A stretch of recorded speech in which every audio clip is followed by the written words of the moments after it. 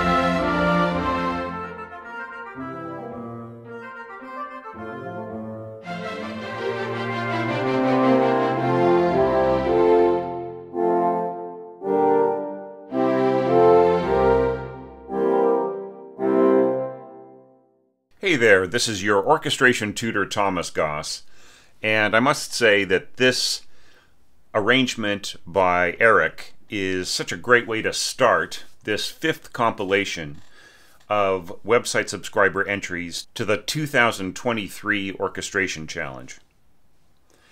Yeah, there's so much fun stuff going on in here, and I really love the horn chorale at the beginning here, with the 4th horn playing octaves here with the contrabasses. Now, Eric, you may have forgotten that I sort of like to have my scores set up with in a transposing. So here I'm just changing that over to transposing. It's just easier to read for me. You know, the clarinet parts and the horn parts and so on. It makes a lot more sense. And then you can really see how high you're pushing the written notes of the horns as well. Now here, just a couple little bits of housekeeping to do here. In a score like this, you don't need to say 1, right? So same thing here.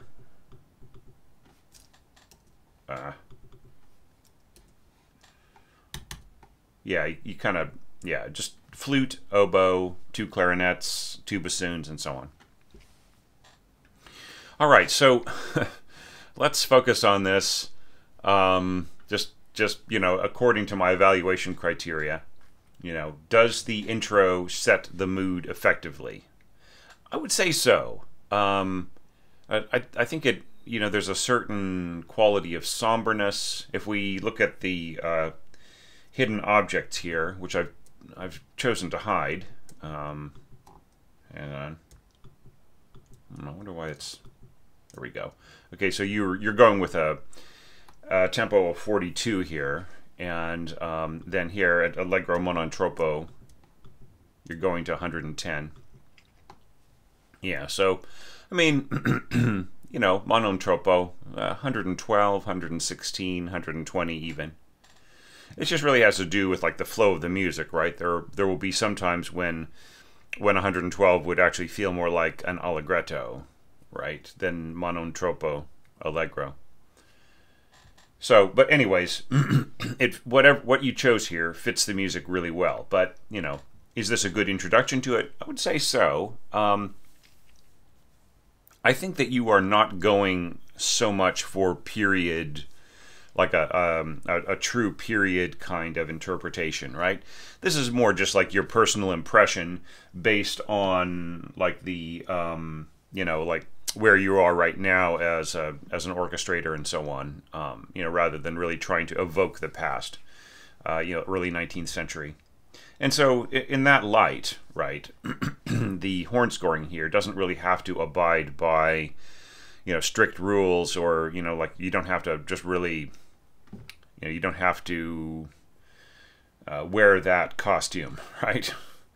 Because I mean, if we were to take this apart, most of the half stop notes and stop notes and so on are perfectly fine. They wouldn't, there would be just a slight roughness to the overall quality of the tone, right? But I would still say that if you were going to score this in the period, you would want basso horns down here in C, right? I think that just would work really, really well with an F major kind of an approach.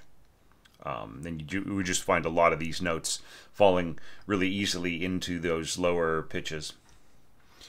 This is very cool right in here. I like these harmonizations. I have one or two bones to pick, but I would say there's overall, like you chose to add a few little touches to the harmony, which work beautifully. And so I'm not going to really pick it apart too much, but I will say one thing. Beethoven has these descending tenths in the at the end of the first statement, right? And I think that those tenths are really, really, really important. And like here, when you go, like here, you've got the tenth set up here, the C and the E. Then when you go back to the octave, and then you end up like when you end up in octaves here, and then like, I mean, yeah, like we have the C, the B flat, and the A here. So in essence, you're kind of continuing those tenths, but the positioning of the registers works against you, right? So this comes through because of the doubling in the second clarinet and the second violins and the closeness to the first violin part. And also like the tripling of the octave here with the flute part on top and so on. You just really end up hearing that like the kind of back and forth quality rather than just the beautiful smooth descending down in the tenth of the harmonic tenth, right? So that would be like I would be sort of picky about that, right? This is really kind of neat that that you've got your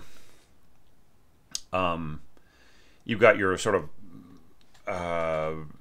syncopated pulse here in the bassoons, which is something I also did like in bassoons and in horns, and like then you do like these little up kind of things here, just to kind of like adjust the harmony. Of course, like you end up sort of losing that just bum bum bum bum bum bum, right? So those were once again little adjustments that you made, which I think sound interesting rather than than going against Beethoven so much. All right, so the next question is like, does the melody start with elegance, right? And of course, like you've set up. Oh, something sounds like somebody knocked down a chair upstairs. It's funny. I'll always say like, okay, I'm going to be recording everybody, and people say, yeah, it's fine. I'll be quiet, and just like, crash. Somebody will drop some dishes, or some other thing will happen. But anyways, guys probably didn't even hear that, but it was kind of funny. So here you have this kind of elegant clarinet solo starting off. Da da da. Here I think you could just slur the whole bar. Da da da. I like putting an articulation on the downbeat here. I think that works really, really well with the context of the phrasing here. Now here, I'm not so sure. Da da da da da. Just feels a little fussy. And here, like in the violins, you're just going bum bum bum bum bum bum bum bum. Up down up down up down up down. Right. So your phrasing has got to match somehow, or just one supporting the other. You might be better off, like considering that you can give so much meaning to your violins, is to put all this sort of fiddly stuff into the violin parts and then just have like nice long slurs over your clarinet parts. And then just whatever's going on here in the harmony voice, right? Of like second clarinet and so on. You can also sort of kind of match slurring patterns, but I'd say that the way that it's scored right now, it just feels really choppy, right? You might be better off just going up, down, up, down. Do you know what I mean? But if you really want that like effect of pushing into, the downbeat, pushing into the middle beat. So like here's a score where I'm not critiquing slurring from the pickup note so much, just because I feel like I understand the the kind of anticipatory meaning here, but I still think it's sort of fiddly to put it in the winds and then have the strings just sawing back and forth, right? So I would just say rethink this, right? Some of these things, like you could have slurs in your cellos and then you could end this portato, right? So just for instance, like this, right? So you get the right, and at the same time as you're going like this, right? So it all really smoothly connects. Anyway. And then also, I mean, do you really want the kind of feeling here with the violas, right? When at the same time as you've got this wonderful syncopation here in the bassoon, it's going to, like, without a smoother kind of viola approach here, I think that this is going to really just, it's almost like too much. And you're also like, it's also a unison, right? There. So I think it just needs a little bit of work right in there. Like, is there a natural flow to the accompaniment? Sort of, right? It's just like I think you're like 80 to 90% there.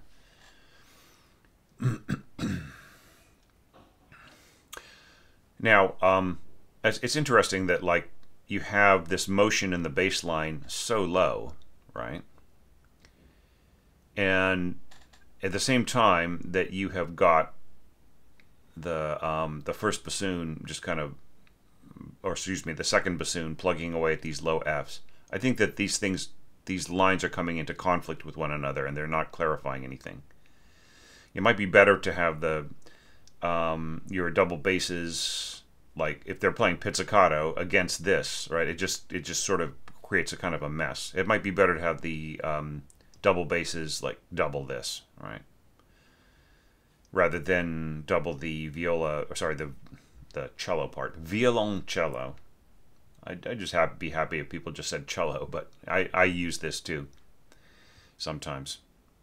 Okay, so yeah, so that's my feeling about this in terms of the evaluation criteria.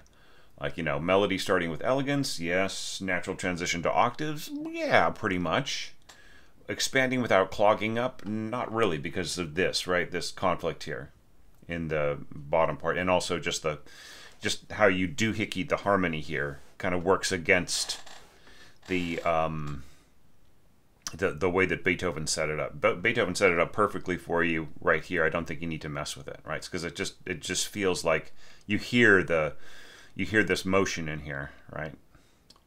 So like it calls attention to the parallel octave instead of just having it just naturally occur from, like, instruments being felt as as kind of like all part of one harmonic scheme, one harmonic line, one melodic line working together with a resonance built in, right?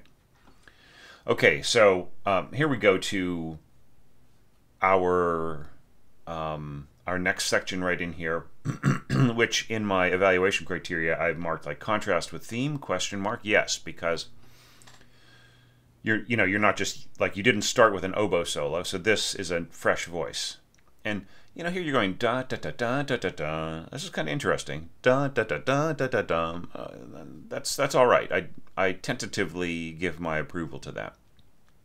And the whole question of harmonic support, we're definitely getting that. Contrast between lines, yes. We've got the bassoons answering the oboes and so on. So that all works for me, and checks a lot of boxes in the criteria. Now, emphatic color of line. Da da da da da da da da da da da da da da bum bum bum. This is interesting. So pianissimo leggermente crescendo to piano, and then just sort of ending here. and so you have some elements piano, and then you have some elements pianissimo, and it's just sort of everything's out of balance here. But like, is there harmonic density setting up the texture following? Yes, there is. It's really nice, and like you preserved this. I've had a few entries lately where they didn't maintain the seventh, right? You know, because maybe feeling that the B natural here followed by the B flat on the next beat is a little weird, but actually the B natural is leading to the B flat, right? And underlining the whole pressure on the leading tone here to resolve to F, right? So it's just like it's some basic harmony built in. You take it out and you mess with it, it kind of, things kind of don't really fall into place that much anymore. Okay, and then like here you're underlining that B flat sounding B flat, right? So I don't have a huge problem with the way that this is set up. You know, even like the flute coming in from the top and so on, this F is going to be kind of inaudible the way you've set it up, but that's all right. And then this, you have this C kind of holding on top. So all of this stuff you're sort of filling in from above, as much as from the center with the cellos and basses and horns, right? So that's actually really kind of nice. Now, but do you really want, you know, yeah, da da da da da da da da da da da da da? Do you really want that kind of sawing back and forth from your violins? Or, you know, did you consider going da da da, you know, up down up down up down? Do you know what I mean? It might be better to like not slur this, but to slur this, just so you have that beautiful smooth arc, right? But you know, it's really just taste and aesthetics and instincts and everything else. So I'm not going to tell people what to do, but it's just, you know, it's a possibility, right? Suggestion, right? So if you slur there, slur this, right? And slur this. But, you know, keep in mind, you know, the oboe is going to go ta ta ta ta.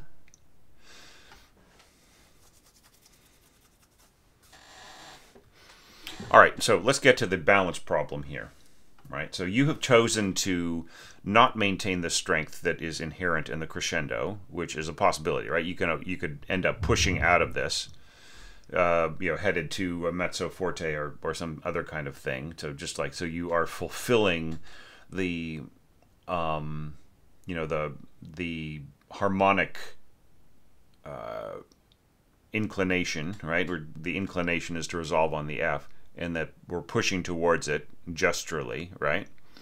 So the push can end up being brighter, right? So like you could end up, like I was saying before, mezzo forte, right? Okay, so, but you've chosen to go pianissimo, that's fine, but let's look at the implications. You're saying piano in all of these parts, diminuendo, right? So you sort of want this to kind of subside into the strings, but that's not what's going to happen. Like by the time that the listener's ear gets to the end of these lower winds and horns, they're going to barely notice that the strings are playing at all, right? Because of the pungency of the tone here in, you know, bassoons, clarinets, and horns. It's just really going to swamp out the strings the way that you have them scored. Now, if these strings were scored mezzo piano, say, or you reversed it and you had your lower winds and horns going to subito piano or pianissimo, or just like you don't even have to say subito if you're going from piano to pianissimo, right? So if you're going to the dynamic next door, you don't really have to say subito that much, unless there are other, like say there's a hairpin involved or some other kind of thing. So if this were to drop down to pianissimo, but this were to go back to piano, right? Then I think you could justify this texture, and then you wouldn't have to go diminuendo. It would just be a beautiful, perfect blend, right? Then here, like, I don't understand what you mean by leggero, right? That's something that's not in the, you know, it's not in the original piano score, so. I mean, what is leggero here? Like, what is the quality of, you know, of being sprightly and vivacious, like we had over here, being fluid and, you know, technically brilliant and everything else? I'm not seeing it. I wonder what this is. If this was something that accidentally just got copied in from something else, right? But I mean, it's a cool idea, like winds and strings, and then just, excuse me, wind, strings, and brass, then winds and brass, and then wind, strings, and brass, and then winds and brass again. So look, I just feel like the contrast here almost like is just begging for, you know, it's something more than just scope of timbre, right? Like, I mean, it just doesn't seem like, you know, and especially with the way that the, you know, that the winds, like you don't really have, like the functions here are identical in both parts, right? Essentially, right? So like this scoring here is in the clarinets, and then, you know, a lot of the same pitches are shared by lower strings and so on. So like basically this is all being covered, right? So there's no difference except for just letting go of the strings. And if this is pungent enough, then you kind of barely hear the strings. So what's the difference between these two things? How could you differentiate them? Maybe going back to the drawing board, getting rid of this diminuendo, pushing forward to a mezzo forte, right? You could even have like mezzo forte in strings and winds, and then say mezzo piano in horns, right? Then drop down to piano here in winds and horns, back to mezzo forte, mezzo piano here, and then back down to piano, right? See, so that could be a way of just really like dramatically injecting some contrast and you know, and thoughtfulness, right? So like you just really want, it's kind of like Beethoven thinking to himself. There's so many parts in this, so many passages in this, where you can almost hear Beethoven thinking to himself, right? You know, it's like, there's one of the wonderful things about this sonata is that it's so well considered, especially the first movement. And then the second movement, you know, gives this complete illusion of just being, you know, one idea just scrambling after the next, after the next, after the next, with hardly any kind of thought involved. But if you really pick it apart, you can see that Beethoven crafted it masterfully from the beginning, and just like, you know, really had all of these things. It's actually much simpler than harmonically, you know, and the whole scheme is much simpler than a lot of rondos by him. But still, you know, just the way that he, you know, it's really about emotion and energy, right? But there's still the discipline of intellect there, but it's, you know, it's sort of pretending to not be there. He's using as much intellect as possible as he can to get you to think that, like, he's not that it's all completely free. It's almost like an impromptu. I would sort of characterize the second movement. Okay, but, you know, to get back to your arrangement here, I think it's just like I was saying at the beginning of this evaluation, it's a fantastic way to start this compilation. Just really, really strong, wonderful sense of poise and elegance and so on. So just watch for those little bits and pieces and some of those conflicts, and you know, sort of calculating more dramatic contrasts and so on. Okay, so but otherwise, fantastic work, Eric. So let's take a look at the next piece now.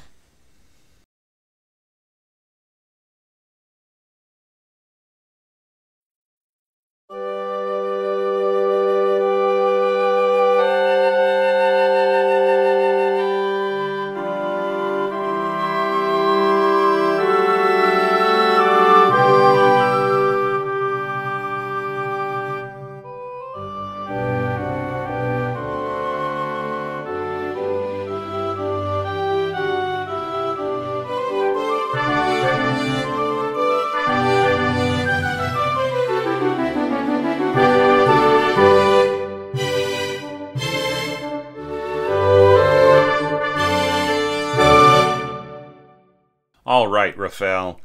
I feel that this is one of your strongest entries ever. And in terms of, you know, emulating the 19th century style, there is a lot to this. I mean, I think it's something where if you sat down with an orchestration coach who was well versed in that style and so on, it would take very few little fixes to make things work out. And then, of course, like, it's just a question of proportions. Like, you know, perhaps maybe these dotted rhythms in the trumpets go on a bit too much, right? It's things like where if you were taking the entire movement, you might be able to spread out some of these gestures over a longer period of time, and then not get, not sort of use them up so much in the first few bars. All right, but let's go back to the beginning, and my first criterion is, does the intro set the mood effectively? Right, and I think that you really do a great job here. Starting from these octave sounding G's, right, and then the winds playing off of it, and actually a fairly nice spread of instruments across, like in harmony.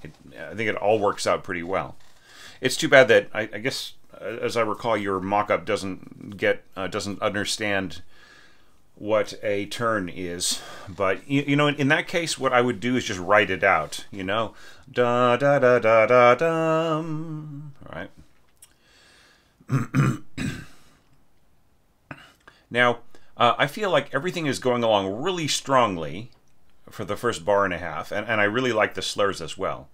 And then here, did you notice that right here that there starts to be a slightly tinnier sound, like it's just a kind of a very trebly sound, almost unpleasant in a way.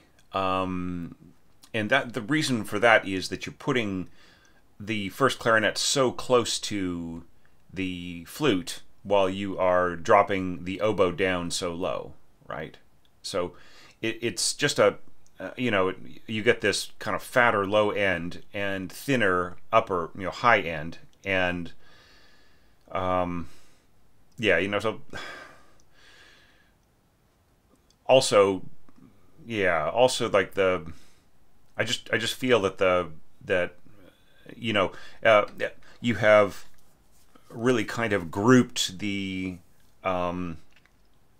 resonance of the different instruments like together, right? So you have the kind of thinner, more pointy instruments on top, and you have the kind of fatter instruments below, right? Like by pushing the oboe down here to kind of interact with the bassoons and so on.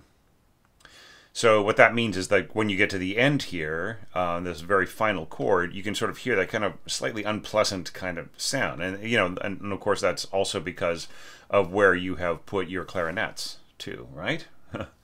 So so I just think you need to maybe work on this a little bit more, maybe work it out and find, I mean there's a reason why we have a kind of square tone instrument of the flute, sawtooth of the oboe, square wave of the clarinets, and then once again sawtooth of the bassoons, right?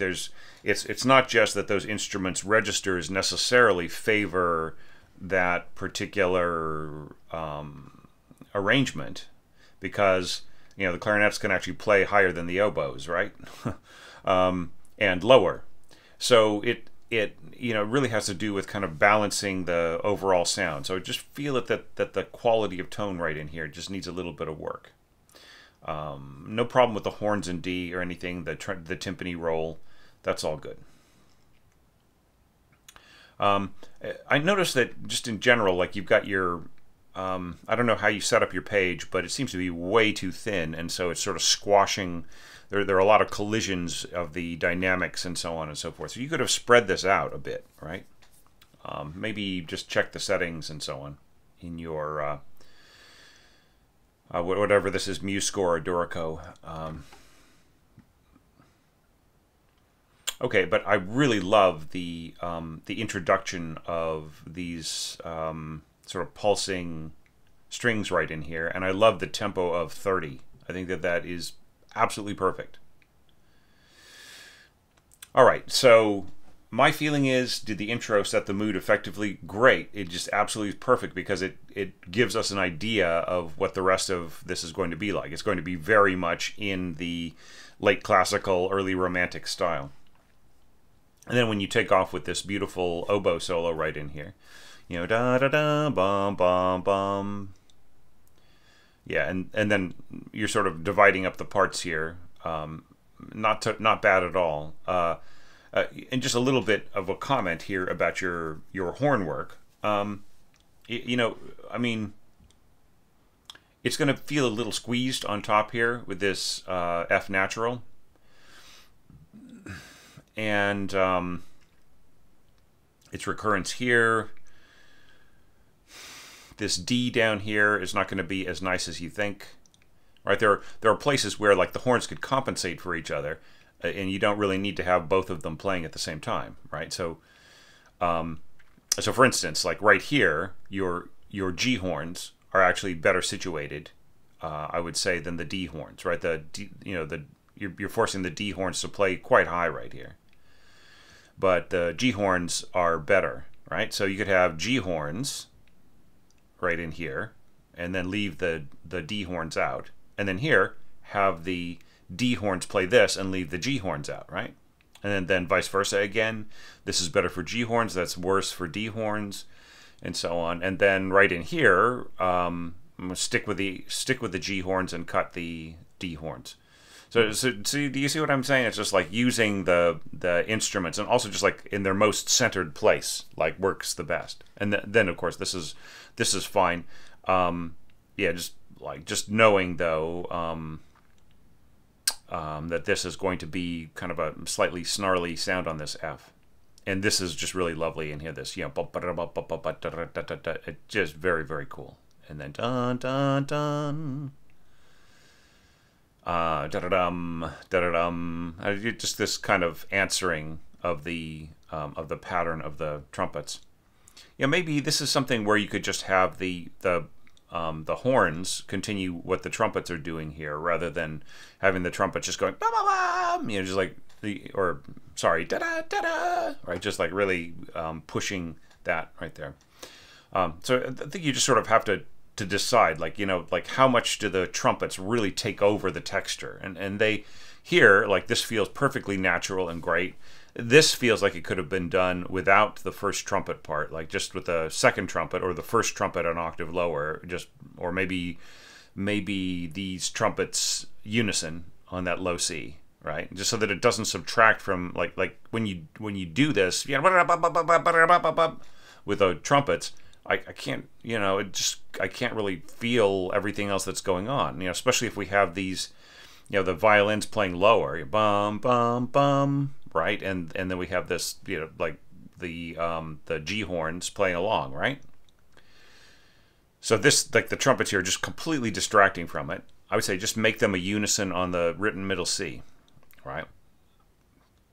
And then you know, then maybe here just have the D horns taking over the D trumpet part here, and just maybe not have that, or maybe have just D horns continuing on a bit, but then once again just have like a lower, like playing along the written middle C rather than the full octave here. Okay, all right, so that's a little discussion about natural brass. So just like looking at how everything fits in context. Does the melody start with elegance? I would say so. It's just really nice the way that these parts all are interactive. Da da da da da dum. You know, changing to this harmony here with the flute taking the C on top, right? And the strings. We've got the horns in D in here, and we've got the eighths right here. Yeah, you're putting a bit of a tenuto on the upbeat of 1 and 3, so that's okay. This is neat right in here. Yeah. I would say just like watch out about overloading the motion of the bass line in here, right? And then, is there a natural transition to octaves? Well, you see, you've already sort of established octaves right in here with your oboe and your flute. Ba da da da da da da da. You really take your bassoon kind of high here, and like here you're like, after this one marking here, you just seem to sort of forget that there need to be like consistent markings on things, right? So like, is this first bassoon, I'm assuming, right? You would want this to be just a single bassoon rather than two. Like, don't take unison bassoons up into the tenor register too high. Now here you're saying a, just say A2, right? We know that that's a due. All right, and yeah, the one thing that I sort of miss here is that you know, like here you're sort of just using you're just sort of copy pasting the piano slur, right? Da, right? But maybe do you want to articulate on the downbeat here? Ta ta ta, right? Rather than just da da da. Just really think more about what the players, you know, the implications of what's going on here. And then here, like, do you really want ta ta ta ta ta ta ta ta? You know, I like the way that you use you preserve the harmony for you know, in ways, you know, whichever way you can. And this is lovely, this sort of little heartbeat rhythm that you've got going on the horns here. This is really nice. Oh, great. My neighbors are starting working on their project again. Well, I can't blame them. I've done tons of carpentry around here too. All right. Ta ta ta. So that's great. So you've got these you know, got the flutes above, flute above, oboe and violin. So you know what's going to happen here is that the flute is going to just basically get swallowed by the resonance of the oboe and the violin put together. And you can even hear that a little bit in the mock-up. And then here you have everybody, like the second violin and viola and a clarinet.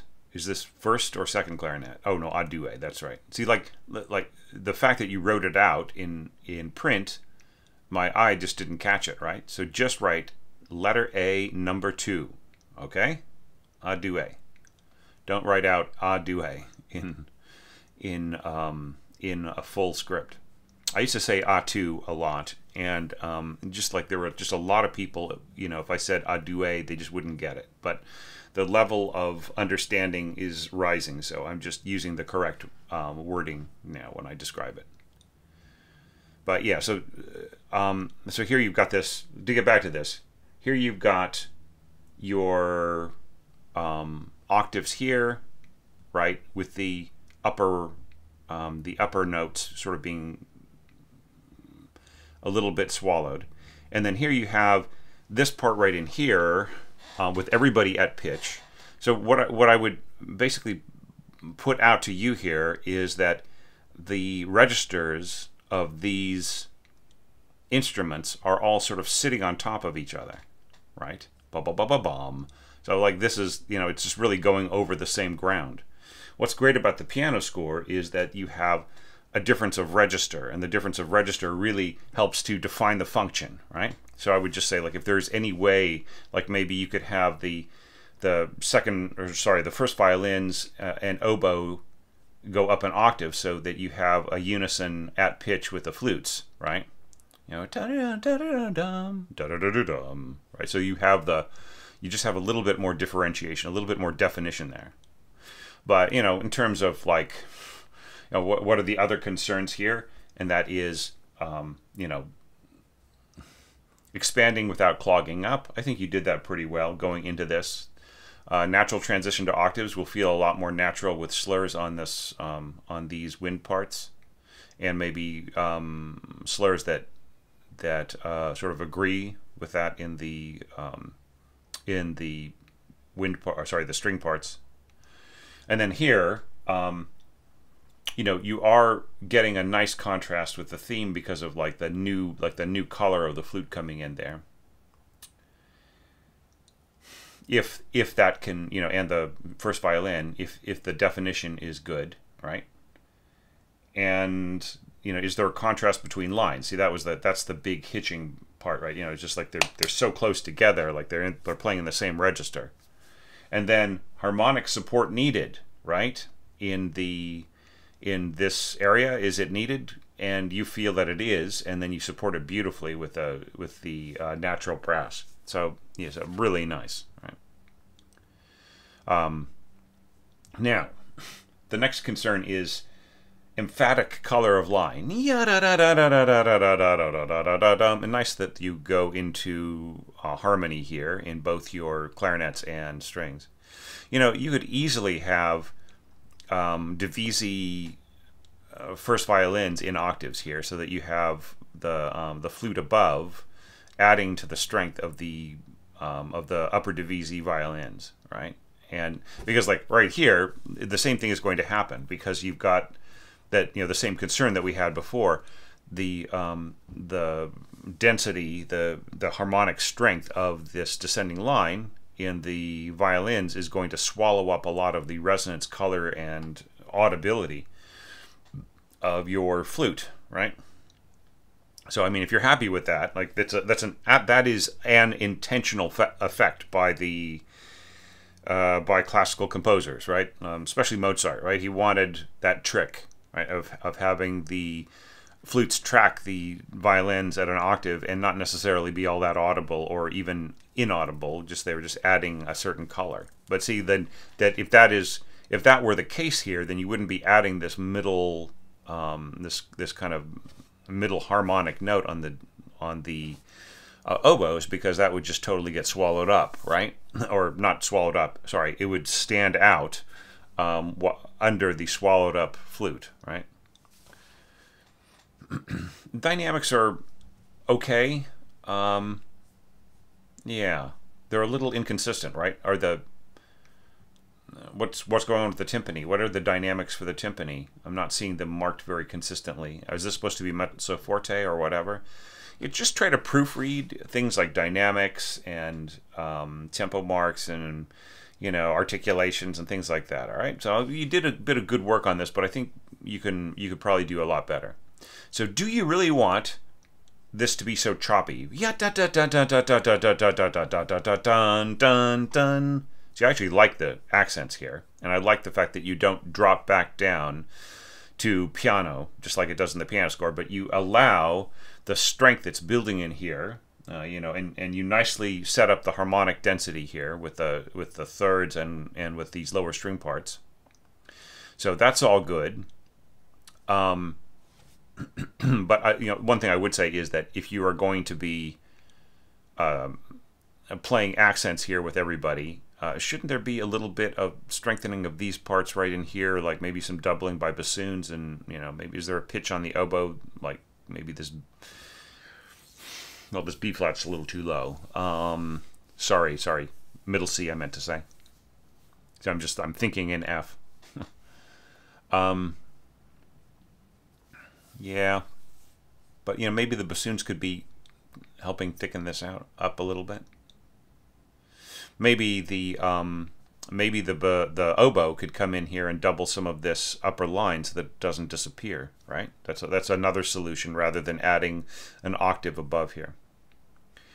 All right, so then we get to here, and you know, you've decided to maintain strength. I think that's great, but maybe there could be a little bit of dynamic variation, right? So like if this is going to creep in like this from piano, maybe the other instruments could as well. Like this could be like just get rid of the accent and just go piano, then mezzo piano a little stronger, right? Or leaving it the way that it is, you know, with this creeping under, and then you have the contrast here. So that's also fine. Yeah. Okay. So like everything has been pretty early 19th century Beethoven, Weber, Schubert, and so on, up to this point, and then you added like string tremolo, right? So I mean, yeah, Beethoven occasionally did an unmeasured tremolo, but I don't think he did it thematically, right? It was more of like a harmonic effect or a dramatic effect. So it doesn't feel authentic to me. Just my particular opinion. Yeah, and I'm not so sure. Is this pianissimo on your horns in D? Is it, like, what's the dynamic here in the horns in G? Yeah, so just everything just seems a little jumbled. Yeah, so it just needs some editing, and it would really, really help. Like, you could just expand this vertically a little bit. Yeah. Yeah, I should probably do like a 2 week a 2 week course or something like that in MuseScore, just so that people can send me their MuseScore files, and then, you know, if I get something like this, I can expand it a little. Or if this is Dorico, it'd probably be more like 6 weeks, just to kind of get the basics of it and make sure that I could help correct people's score layouts if they were too dense or like kind of set up wrong or something. This is really nice, though. Just like I feel that the conception is strong, and I feel like your affinity for Beethoven, like just like you do have a good sense of some of his his bursts of power and his sense of drama and so on and so forth. It's interesting that like Beethoven is such a dramatic composer, and yet he's not really known for his dramatic works, right? Except for Fidelio, right? So like he wrote one opera and four overtures to it, the Leonore overtures and then the Fidelio overture. And then he also wrote like works that had a dramatic purpose, like Coriolanus, right, or Coriolan, meant to introduce a play or to kind of give us dramatic information about a play. But like his music is so full of drama and scheming, right? It's just so personal to him, and is so much a part of his language that it doesn't really quite translate to opera and ballet, right? Though he did also write the ballet Creatures of Prometheus. All right, well, look, I'm just sort of babbling here. I think that you did a great job, Raphael, and yeah, I mean, I'm sort of thinking about like the progress you've made as an orchestrator, and it just like you just keep upping your game and getting better and better. And I'm just thinking about what you would do with next year's entry. I think you would find, even just entering as a website subscriber, doing the first page of it, I think that it would bring out some great stuff in you, because it's almost like a message delivered on a cloud with incense and flowers and perfume and everything else. It's just an amazing piece of music. So great work. Now let's take a look at the next orchestration.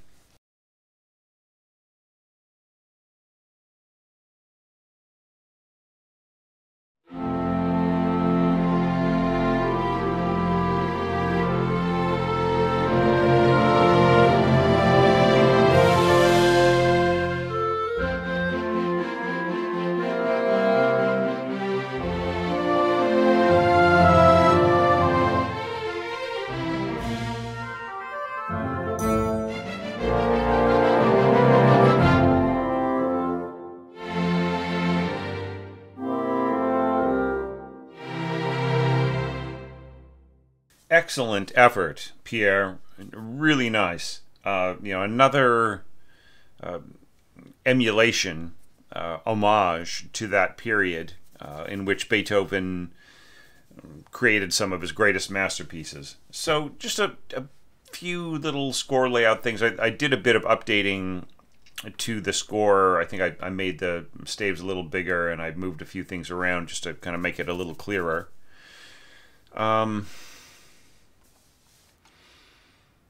Like right here, yeah, so this could be first voice, just so option 1, right? And just put it above, right? And then here this rest should drop down here, and then this, is second voice and so on. Okay, and then poco crescendo. Yeah, so I would mark the crescendo in both voices, in one hairpin for either voice. Now you've got these like -2 and +2 stuff. Forget about it. You don't need that. You don't need that at all. Okay. Now here you're saying a due, but I mean we know this is a due. You have 2 bassoons. We know this is 2 bassoons. We don't need this a due here, right? Same thing here. Due. So like somebody, if a score reader or say a copyist were to read this, they might get the idea that there are actually 3 clarinets, right? Because here you've got this solo, and then here you want 2. You're saying, oh, in this first voice, I want 2 clarinets up here. And by the way, there's another one down here, right? And then once again, this -2 +2 stuff, you don't need that. You don't need it at all. Nobody needs that. Get rid of it, okay? Here you have a solo, and you say solo sempre. Well, I mean, shouldn't that go back here? Just say, hey, there's always a solo for this instrument, right? So it should be here, not later. So usually you don't see like solo sempre.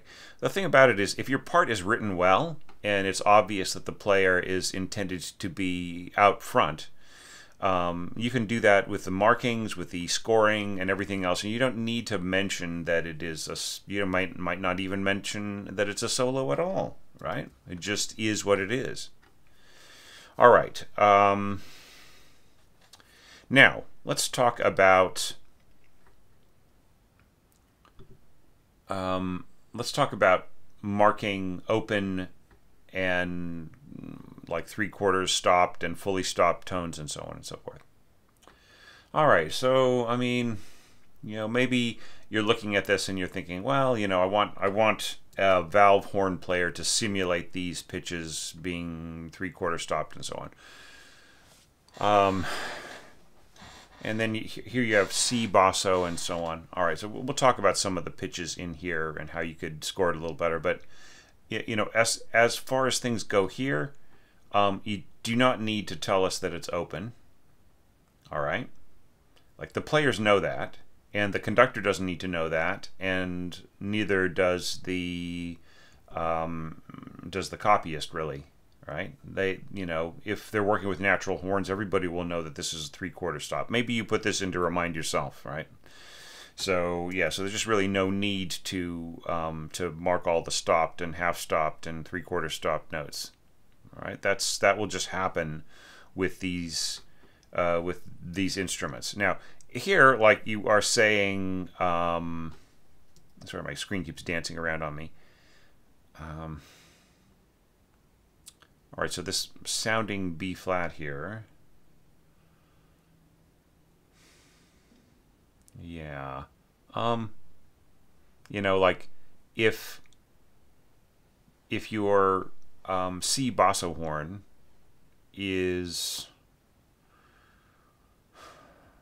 let's see. Yeah, so look, it's just better to, if this sounding G is an open pitch for the C basso horns, then that's who should be playing it, right? Yeah, I mean, I just think that this information could be a little reorganized. And since some of these pitches are already being played by bassoons and clarinets, I mean, what's the need of having the horns play them too, right? Shouldn't the horns just come in here? And then, if you're looking at this, sounding F is the same note as C for the horn. So why do we need like both horns playing? Couldn't one of these horns get the C, which is just naturally a part of its, just an open tuning, and then that way the basso horn doesn't have to play this half or this fully stopped F. Fully stopped F. Okay. All right. So yes, it's just, I think this could have been reorganized, and I think that especially if you have clarinets and bassoons, and this is a classical period piece, and you are going crescendo anyway, you don't even need the horns there at all. You may be adding a bit too much timpani, okay? Just a warning, right? Like that's another thing that I found problematic, is that you've got these strokes in the timpani, and some of them are good. Like here you have rolled C, stroke on the F, and then we have the same exact pitch sounding later. Hang on a second. You got a problem here. All right. Oops. Sorry, I'll try that again.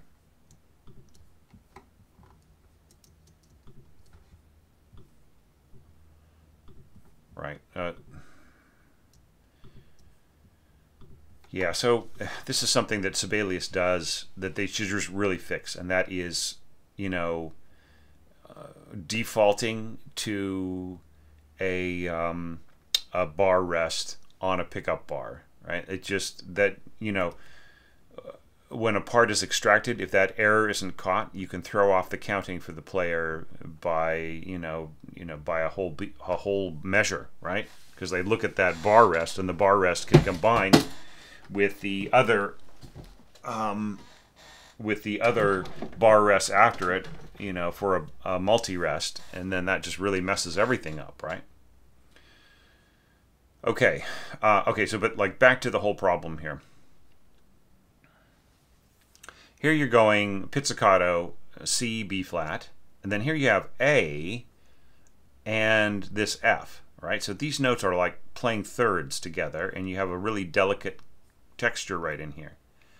It would be better for these two pitches to just be played by double bass and just forget about the A. You don't need it. Like the A is already being played by the bassoons. They don't need any help from the double bass at all, right? Especially if you're going to be underlining these Fs. All right, so you're just confusing things and making it, you know, you're just making it hard on yourself. All right. Okay, you know,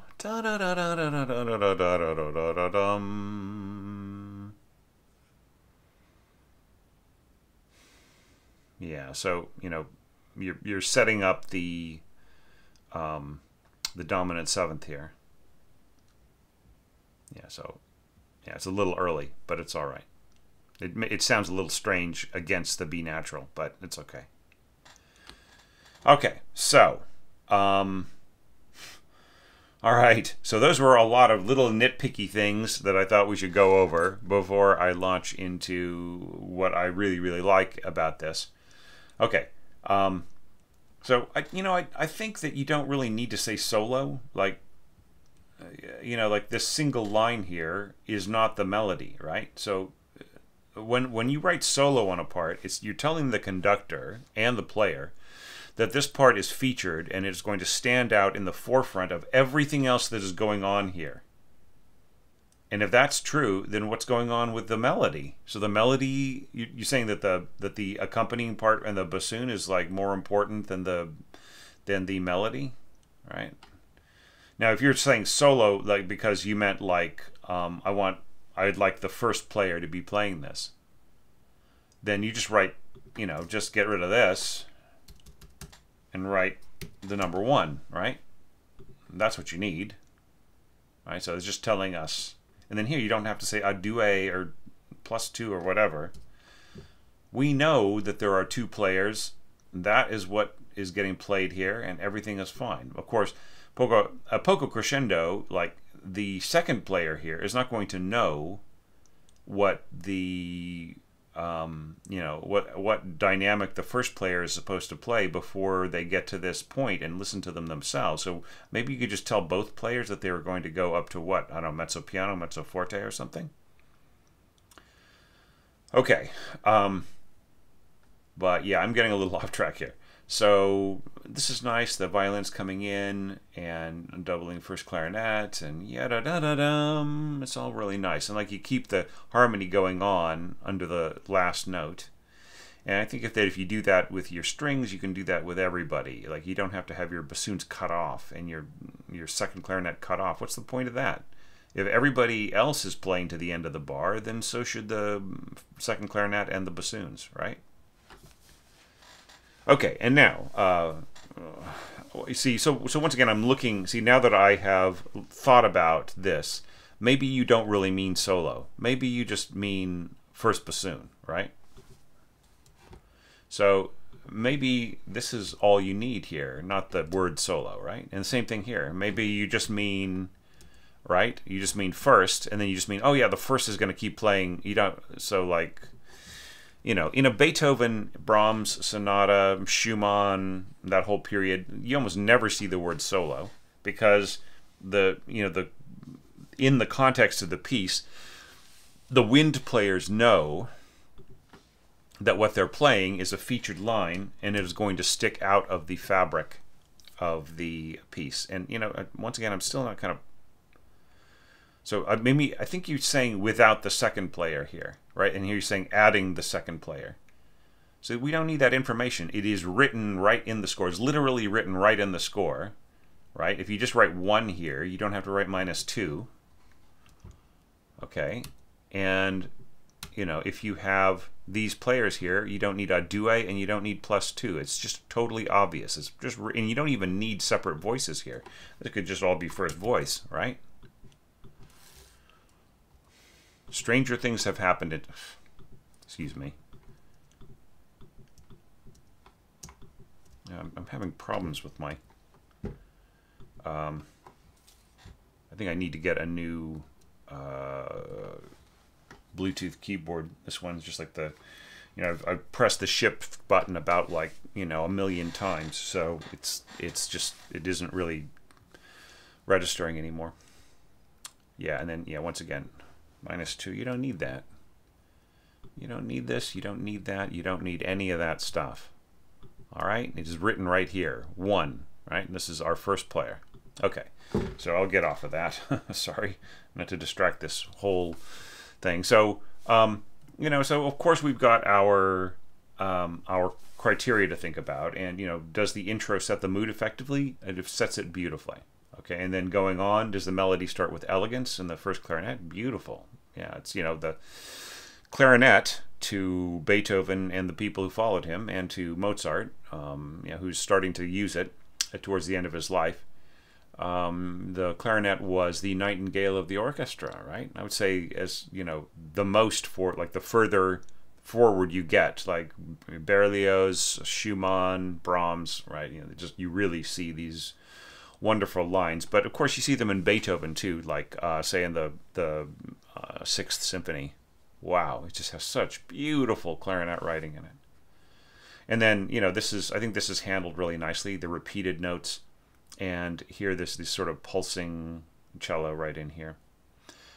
Maybe this could be portato or mezzo staccato. Do you know what I mean? So like you could maybe do something like this, right? To sort of kind of keep it more graceful, then rather than just going up, down, up, down, up, down, up, down. Oops. All right, and divisi, really? What, to what? Who is divising what? There's nothing divisi here. I wouldn't have the slurs going that direction. All right. And you might want to do this with the bowing pattern. Right? It's just easier to bow. Right, it just makes more sense. I mean, of course, the cello could easily play the whole bar here, but it's just, you know, it just has a better flow. And then this is beautiful right in here, the scoring here. I would say that, like, with these slurs, you could easily go to the end of the bar, and because that sets things up a lot better. I think I'm gonna have to get a new keyboard soon.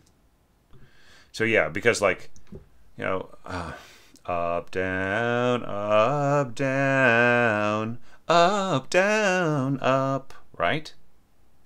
So it just makes more sense. So because like this is also slurred, so if this is slurred to the end, then so should your strings be. All right? I think it just makes more sense. So, you know, the next question is, like, is there a natural flow to the accompaniment? Yes. Does the accompaniment expand without clogging up? Yeah, actually pretty well. And I just love the way that the function trades over from the second violins and violas to the bassoons. But I think that you have a sort of a dead spot here, right? So like here you have yeah, da, da, da, da, da, da, da, da, da, da, da, and then rest. And then dun dun dun dun. So like I can totally hear the splice right in here, right? There's just a gap when the kind of repeated notes. Now, if this is going da da da da da da, so shouldn't this be staccato as well? Maybe these parts could be mezzo staccato, and this could also be mezzo staccato, right? So maybe you could be, you know,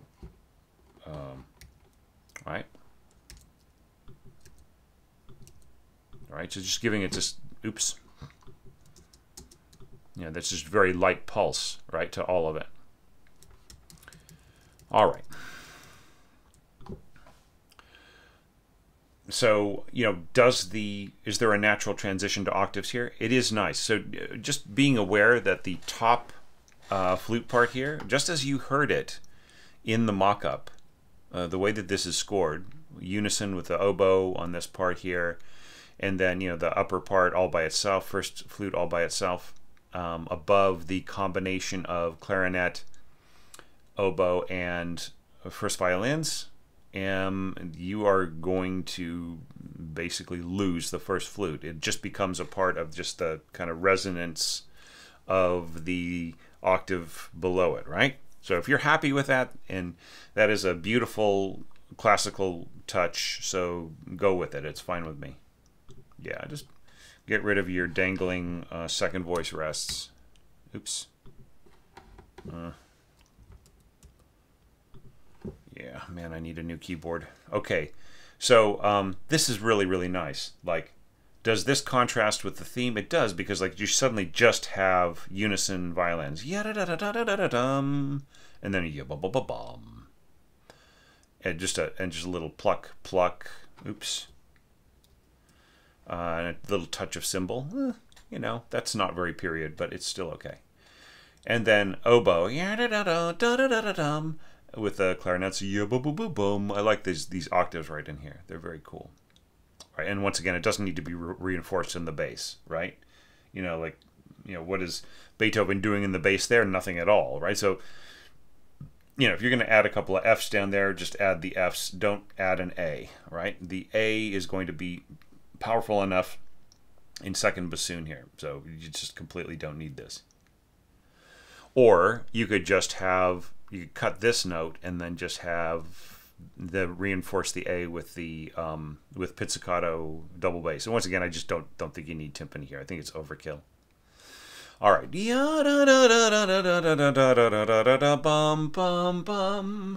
Emphatic color of line. Yes, it's great. And then like you push this, and then here you say piano subito. All right. All right. Well, I mean, that's a good way of defining what Beethoven is doing in his score. But I think that everybody needs to have the same destination, right? So, you know, so the dynamics here, like, so, all right, what is going to happen in concert or in rehearsal? In rehearsal, everybody's going to be playing this bar, and then everybody in the orchestra will notice that the conductor is looking at the lower winds here and the horns and just saying, okay, subito, piano. And they'll be thinking, well, why isn't that marked in my part? Right?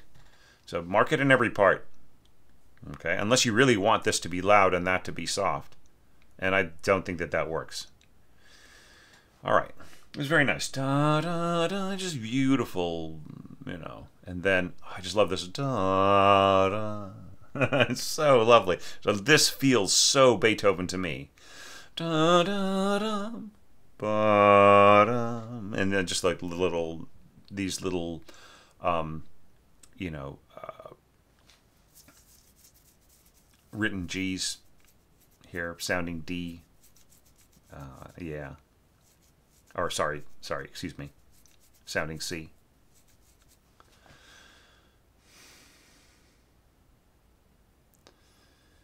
Yeah. So very, very cool score. So like, you know, like as you saw, I picked apart a bunch of things. I think sometimes like there are some basics about like marking entrances and, you know, how much information needs to be in the score, how to mark that, and so on. So just really check out Music Engraving Tips. There are 2 videos there by Justin Toki, and, you know, there's one on like, I think one is called like Divisi, Atu, Soli, whatever, and so like just, you know, just check out his first 2 posts, his first 2 videos on that channel. I think that he started out and he thought he was going to do more, and he hasn't kind of had that much time, but he may have added more videos recently. But anyways, it's a great channel and he's a great guy. So So check that out, and the information is really excellent. So those are my thoughts about your piece, Pierre. I think I really think it's a lovely bit of scoring, and it could really be easily fixed, as you saw me kind of like make comments and suggestions and so on. All right. So awesome. Well, this is exciting. I want to see what the next orchestration is like. Let's go take a look at it now.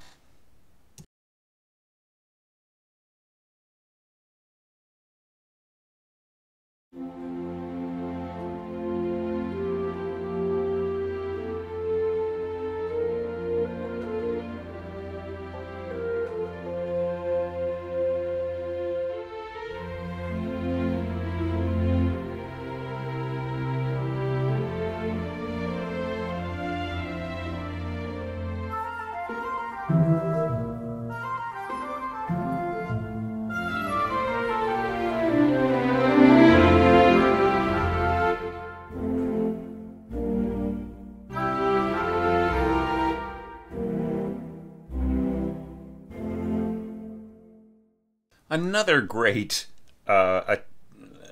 interpretation of this, the opening of this movement in early 19th century style. And I have to say that the mock-up was actually very, very cool. I mean, all the way down to having sort of a realistic, kind of strained written E here. Like it just, I could kind of feel. I mean, it almost really sounded like if somebody had actually recorded a real clarinet player just for the for the defect of strength in this note more than anything else. But great sounding mock-up, really nice proportions and great ideas, and yeah. So let's just jump in. There are a few things I think I can help you with, but I'll save that towards the end. All right. Now, as far as this goes with the horns, I think if you have like an articulation here, the second clarinet tonguing right here, or sorry, the first clarinet tonguing right here, and then the a bow stroke here with your upper strings, then you can easily just like have a tie to here, and then the player can take a tiny little breath, and then they can play again, right? And there's no need for one player to sort of drop out and the other to continue on underneath it, the second playing longer than the first, and so on and so forth. I think you can just have one player handle this. I'm just sort of thinking to myself, I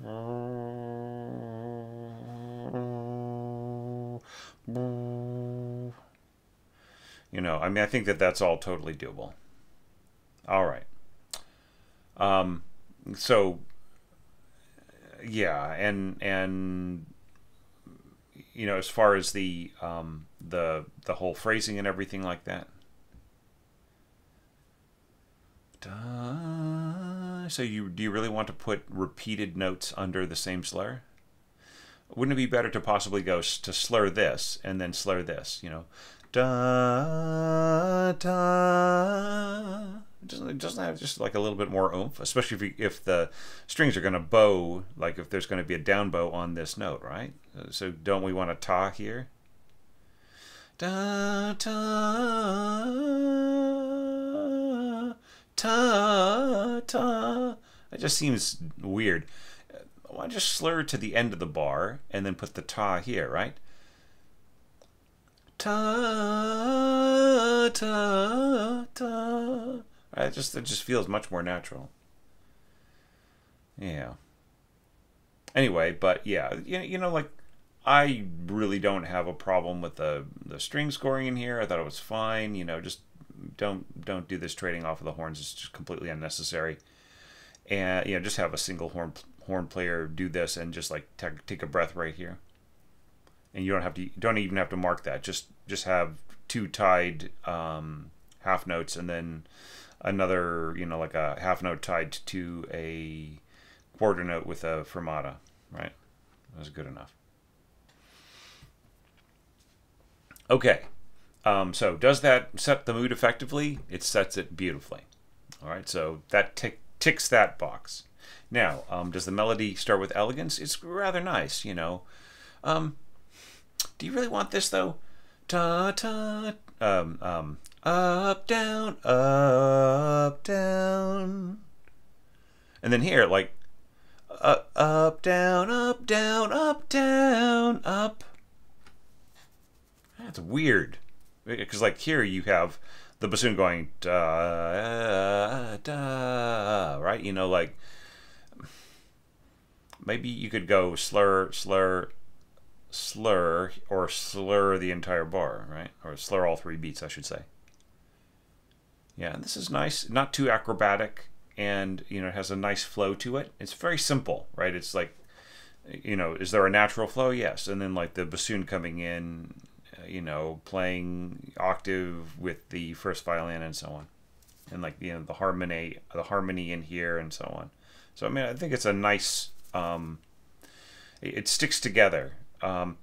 It doesn't really have like, you know, the question is like, does this expand without clogging up? It's a little Brahmsian, you know, the way that everything is sort of filled in, but it's still all right. You know, you know, the if you look at the voicing of everything in the piano part, like even though there's motion and flow and stuff like that, he just really gives he gives a lot of space in there, and then the overtones of the notes fill in the space, right?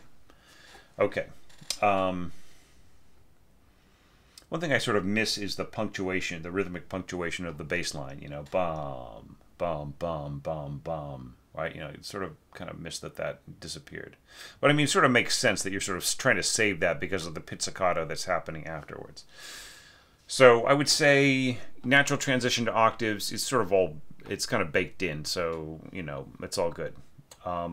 Contrast with theme in the next thing, absolutely perfect, right? Because you've got flutes and so on, and you know, in here, like, this just seems really fussy to me. I think you should just have one player handle these, right? Just ta ta ta, you know. So because by going ta ta or ta, like it's almost like you're trying to put everything under one big slur, right? But you got the punctuation of the pizzicato, right? So I mean, what do you need to do the dovetailing to sort of? I mean, you don't need it at all. This could just be your first flute player, right? And this could just be your your first oboe player. And you could just be tonguing this beam group and then tonguing that beam group and then ending here. And then you get a much more clear sound, right? Rather than trading off, just like this, the trading off is a bit tortuous, right?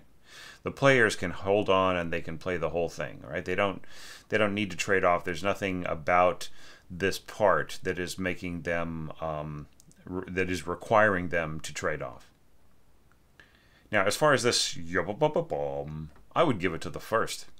Same thing with this, and I would also like, I wouldn't rip up and then slur down an octave. I would go ta ta, right?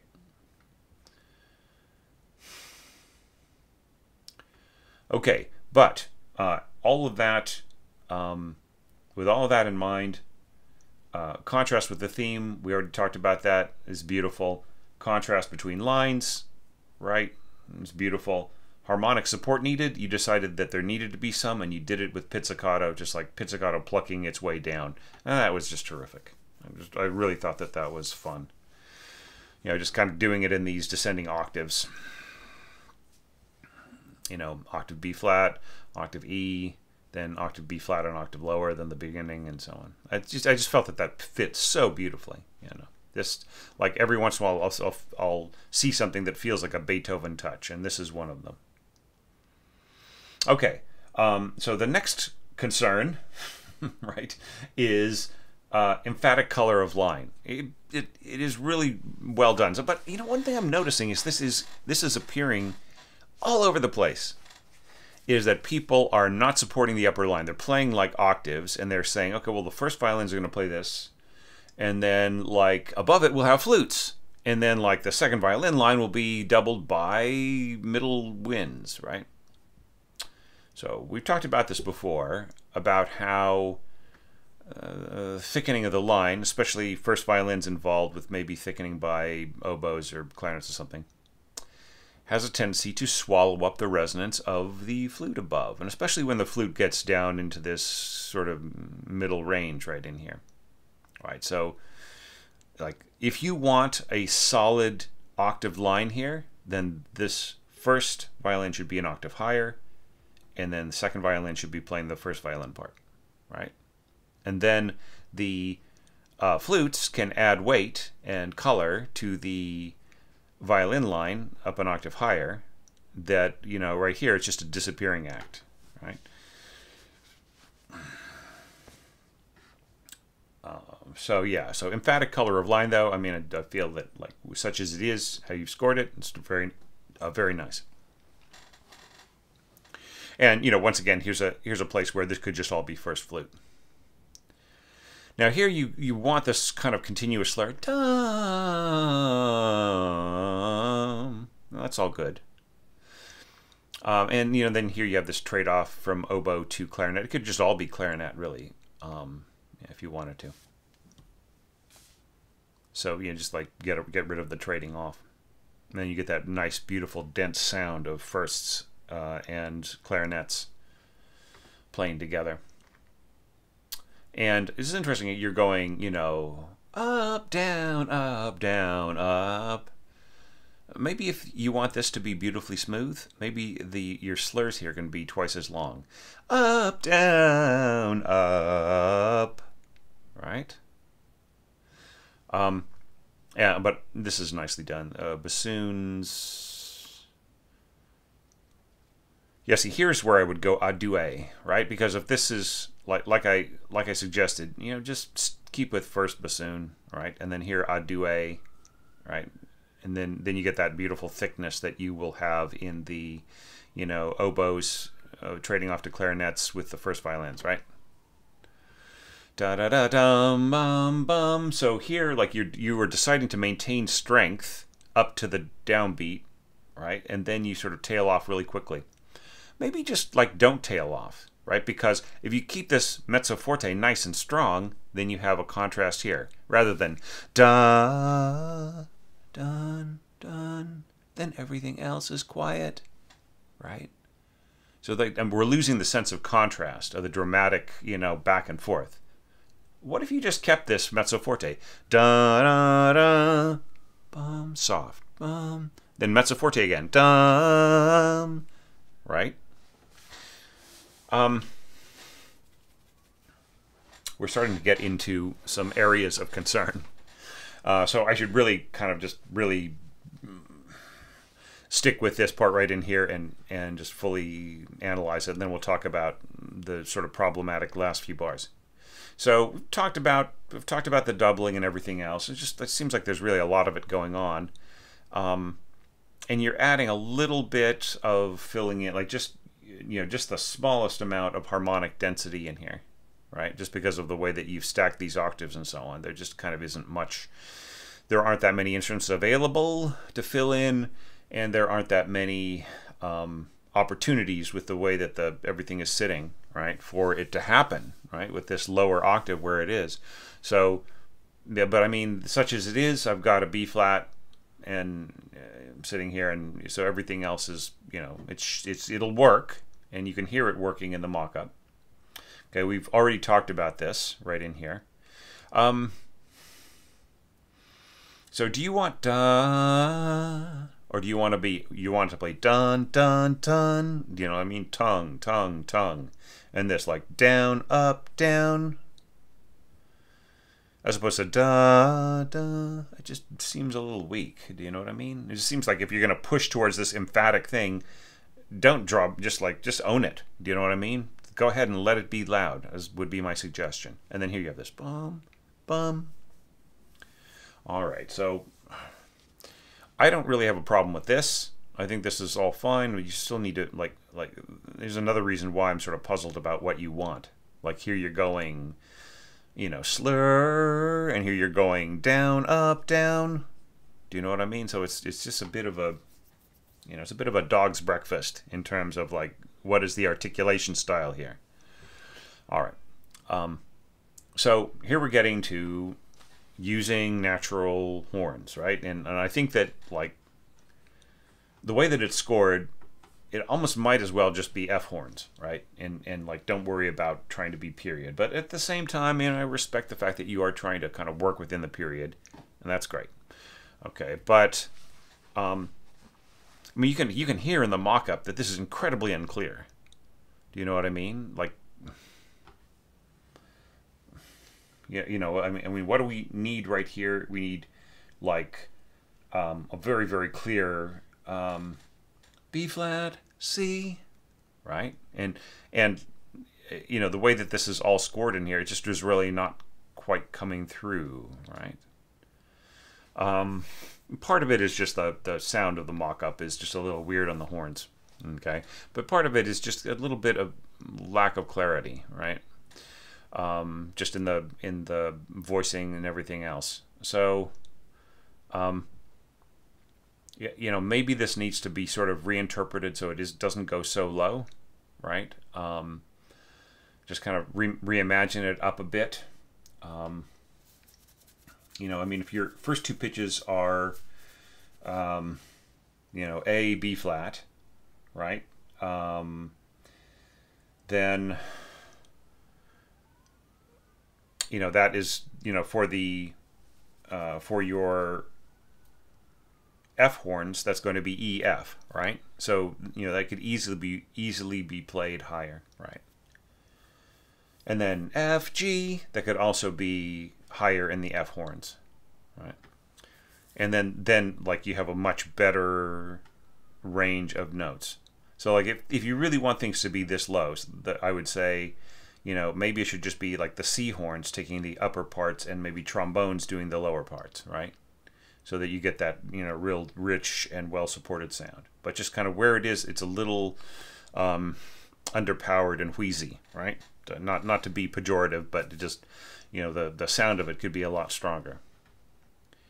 So yeah, so just, without really kind of opening this up and, saying what sounds better and what does better and so on, like, were this all to be played on natural horns, like this D5th here, it's like you're talking about stopped and half-stopped sounds or tones right in here.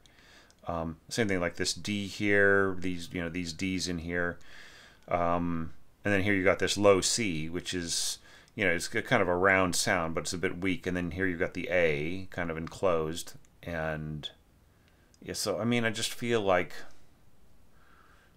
it just needs a little bit more work. Okay, James, but I mean, like, I don't want you to think, because I'm obsessing over it a little bit here, that like you've done bad work here at all. I mean, the conception of it is really strong. In fact, I'd say overall the conception is really great. It's just a few common approaches and scoring practices and the capacity of the instruments to play longer than you think, and the connectedness and everything else. I mean, I'm sure that, like, before I'd even gotten halfway through explaining how I thought the score could improve, you were already way ahead of me and saying, oh yeah, like, now that I'm seeing Thomas looking at it, I already know what he's going to say, or yeah,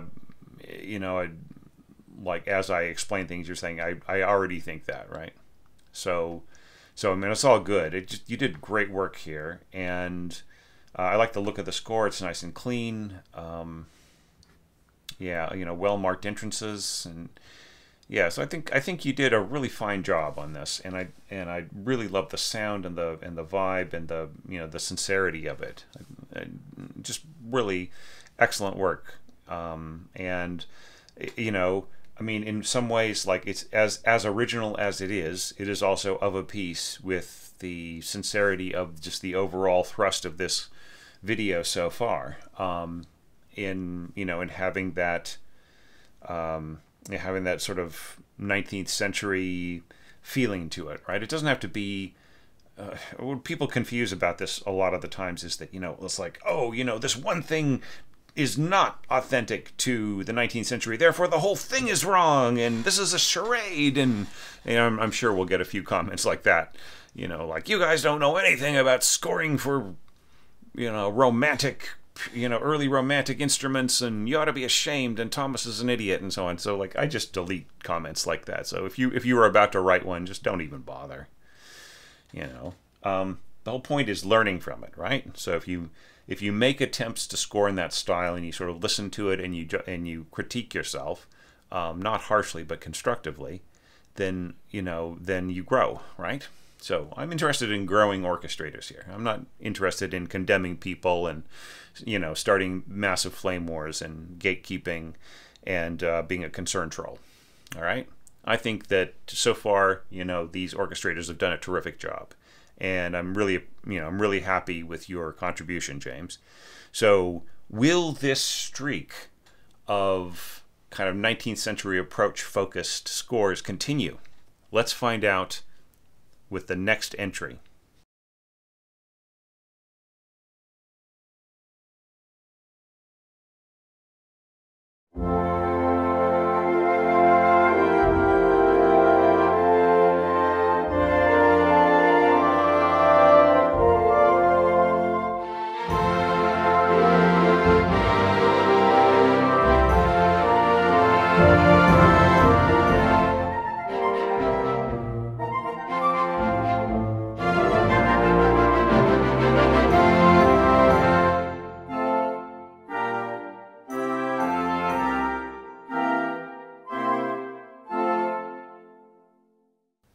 Great work, Autumn. And here we can see that, we have yet another score that is highly referential of that 19th century style, the kind of that early period scoring. Although I would say, due to some of the approaches, we could maybe think of this as maybe more mid-19th to late 19th century interpretation of Beethoven, right? Just kind of in terms of the style. And I'll tell you why, Autumn. And that is because of just the immense richness and thickness of the scoring. If you go back and check out, some of Beethoven's approaches and the whole milieu, things don't really start to thicken up that much until around Berlioz. But some Weber, and then they just kind of get thicker and thicker from there until you get to Wagner, right? And even with Brahms, things are kind of getting much richer and thicker. So I would say that this isn't really in Beethoven's style or the period of Beethoven. And if that is true, then you shouldn't feel limited to using natural horns, okay? Because, you're trying very hard to keep things within, a more reasonable scope. But then there are some pitches that just, are just kind of are not the greatest, like this low F, and then you've got these kind of sitting on these Fs here, the A, it's stuff that's, more or less allowable in playing, but, here you're presuming this nice smooth curve here, F, G, A, and so on. Yeah, and then this, no way could this be natural trumpets, right? With this A and then the D and the F and the A and so on. So so let's not worry so much about trying to make this configure to more ideal pitches in natural horns and natural trumpets, right? So I would say just go ahead and if you want to, you could just totally rescore this in standard F valve horns, right? So just 2 horns in F. We could just think about this as let's see, how could we do that? Go to this and then just say extra staff below. Do you know what I mean? And then just basically just drop your C basso parts onto the lower F horns, and then maybe reorganize the information a little bit on this so that you have the appropriate horns working with the appropriate parts and so on and so forth. All right, so that would be my advice for cleaning this up. So I'm not going to check you on whether or not you got all the pitches that work for natural brass. I'm just going to assume that this was all scored for piston trumpets and valve brass, or valve horns. Okay, so just putting that aside, let's also look at the role of the timpani. Right, I just love this bum bum bum bum bum. So yeah, so and then just once again, like how does this fit the like essentially you've got four kettles here, right? So like Beethoven always used two and so on. And then like this just wonderful climb up here, F to G, right? Yeah, it just has so much energy and life and everything else. I'm wondering if you might be slightly overusing the timpani, right? So I really love this bum bum bum, but maybe this is a bit overstating it, right? If we've got pizzicato bass already, maybe the pizzicato bass could be taking the place of the timpani in a lot of places. So you don't really just have to bring out the timpani until you really have some emphasis to share. Yeah, so once again, apologies for somebody doing construction in the background. Now they've started hammering, so hopefully that isn't showing up in the mic. But yeah, it's just sorry about that, guys. All right, so now let us just continue on. Keeping in mind that we've got evaluation criteria to sort of see how everything all fits together. I'll also be giving you feedback on the the efficacy of the orchestration and so on. And all right. So, does the intro set the mood effectively? It does, and it does so well because you just have this big, beautiful mass of sound. Do you know what I mean? And it's beautifully supported as well, like the colors working together, and which I'll talk about in a minute. So, like, for this just wonderful, passionate, there is a lot of Beethoven in this. Like you went for a side of Beethoven, like the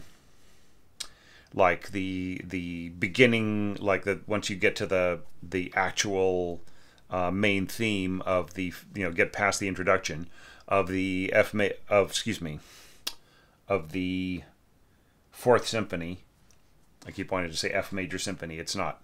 The Fourth Symphony, once you get to the main theme, it just has that wonderful, kind of edge to it.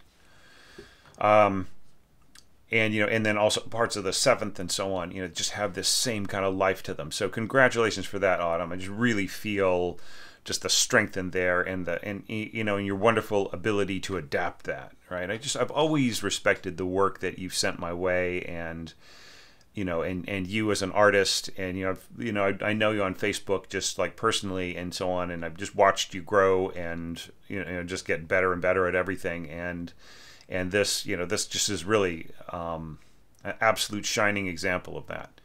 So let's see like what are some things that like work, and what are a few little bits and pieces you might want to adjust and so on.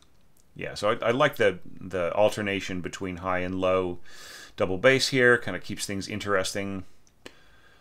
Not the biggest, not the most important element, but it still is something. All right, so everything starts to rise upwards. Da, da, da, da, da, and I just really like the way that like you're able to use low flutes here, and everything is balanced nicely because you're kind of forming a chord with clarinets, and you're playing an octave above the horns, and the horns are lending a bit of their resonance to the flutes, so it isn't smothering them because everybody is still playing soft, and the flutes are reaching upward in up into the upper part of their middle register, and then higher and higher. So it all balances beautifully as everybody reaches up. Right, so there always is the danger, as you're pushing things up here to this high written A and so on the G, that the perhaps a less experienced player would not be able to handle that piano, right? And even an experienced player, it'll sound more like mezzo piano, mezzo forte, right? So you've got to bake that into your dynamics here, right? Knowing that the flutes are going to be rising like this, that they are going to need some dynamic support against the horns, which will also need some permission to play at the dynamic that they need to play. I think it's fine if you put in a crescendo here to, say, mezzo forte, maybe. All right, or even just like leave it up to the conductor and the players. Just give everybody a hairpin, and then you could sort of back off as well. And I really love the way that you keep the harmony going as the player finishes this little riff, the first flute and first horn.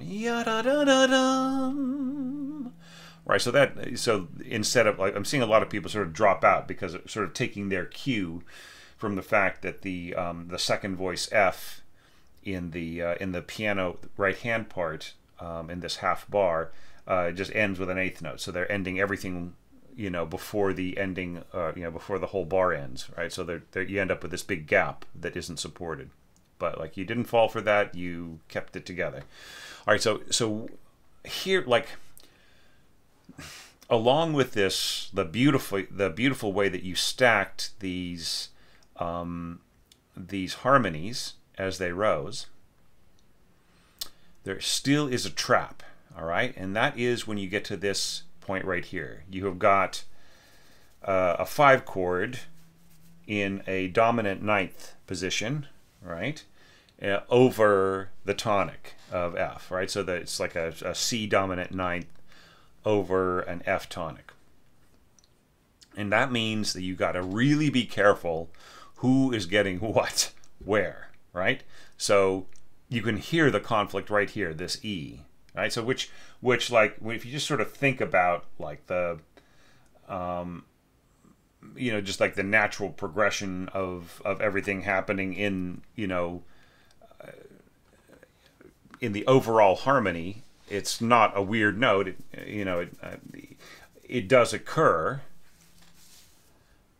right? That's the mediant, right? It does occur in the chord, but occurring so low, right? So like you got this E here, right? Sounding E here and sounding E here, right? So like you just have to sort of, I think that you would just have to revoice everything here, just like really understanding. You don't really need the root note of C there in the harmony. Like, so for instance, like this C sounding an octave lower and so. I mean, you could leave this one in if you wanted to, but like you just have to find a way of not allowing this to be so tense and conflicted with this low E here, right? So just sort of rethink this. Like anything down this low should be consonant, right? So like this could just be an F, like whole note, or excuse me, a half note on top. You could have the C right here, like the middle C, but like, and then maybe the E above that, right? Rather than throwing it so low into the sound picture, right? Where it just kind of creates the, you have that major seventh problem, right? So like, when you have major sevenths too low, then you really hear the overtones fighting each other in the air, right where the melody is. All right, so I would say just like watch out for places like that. Okay, and then here you resolve over 2 eighth notes, right? Like rather than what Beethoven does here is he just goes da da da da dum. He intends it really to be the sound of an F chord with ba da da da dum, right? So it's like the resolution is just right here, right? It's just da dum da dum. So I don't think he really intends for you to go, amen, like give it a 4-1 right here, right? So I would say just watch out for that particular aspect of it. Okay, just make it an F chord all the way through. Just change this to an A, and then I think that it'll pop way better, right? It'll just really sound natural. Okay,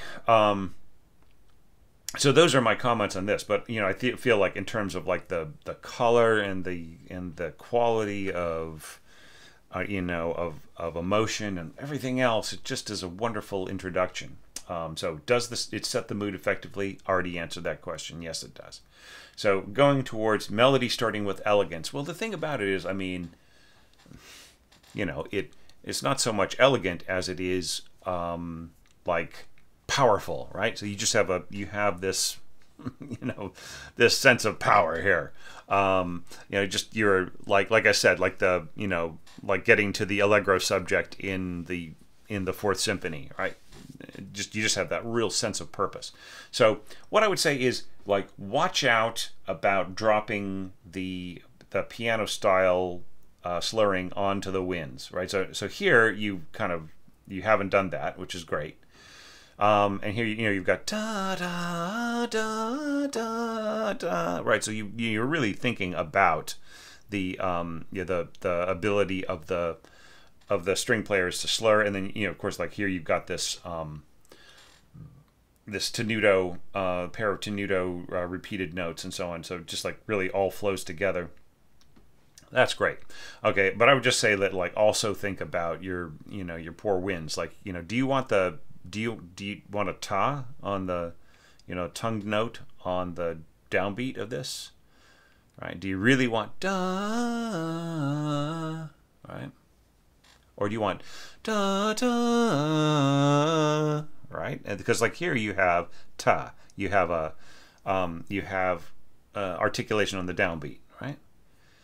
And then do you really want ta?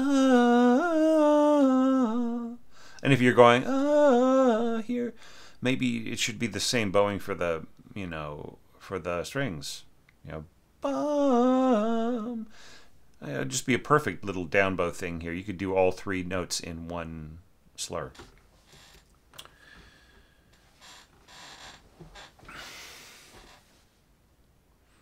Yeah, and then right in here, I think that your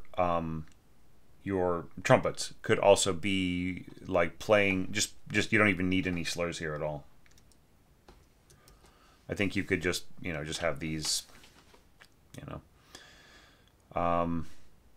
yeah, but this is really lovely, like this timekeeping in here, this pacing, and that's really, really nice. Just just a warning that like you're saying piano dolce, but the whole feeling here is feverishly energetic, right? So I mean, like if you listen to the mock-up, it really just sounds like mezzo forte, right? Like it just really sounds, especially the push here, like it's to forte, like it just sounds, and then you come in here forte with the timpani. So I would put it to you, Autumn, that perhaps your conception of the dynamics as expressed by your scoring far outweighs Beethoven's intentions here, right? And if that is the case, then it's okay. I mean, you're adapting this work. You're not slavishly transcribing Beethoven, right? So it is completely okay for you to like reimagine this, right? So piano crescendo, either to mezzo forte and then a diminuendo at the end, or just have the hairpins here, louder, softer hairpins. Don't tell us how big it is, but just give the players permission to increase, and you don't need to put that on the pizzicato bases. And then here, it just feels like like the beginning of a symphony, the way that you've scored it, right? So maybe you want da da da, right? Just like you just really want some push here, right? Especially if you're throwing in timpani and just making that kind of thing. And if that's the case, this triangle is just completely lost, right? Now, what is it? What function is it? Is it performing? Now, I would say make the bowing match up here. So, right? So up, down, and then here you're going up, dun, dun, dun, dun, dun. Yeah. So you want the pa here, right? You don't want this to be slurred. Right, and I see that's why you sort of left this off, right? Because it sort of just makes things, it gives it more definition, right? But but then how does it match up with the winds above? So things to think about, like the half note here and the slurred, this slurred here. So you might have just different a different pattern here for the strings, because you're already thinking ahead to this, right? But I just really love the oomph that the second violins give here, and the middle strings in general, right? And then this is a bit acrobatic. Maybe you don't need this note, right? It's already being played by pizzicato double bass, right? So you just have, you've got the pizzicato double bass giving definition to the attack of the second bassoon here, right? So maybe the cellos can just come in here and play what the first bassoon is doing, right?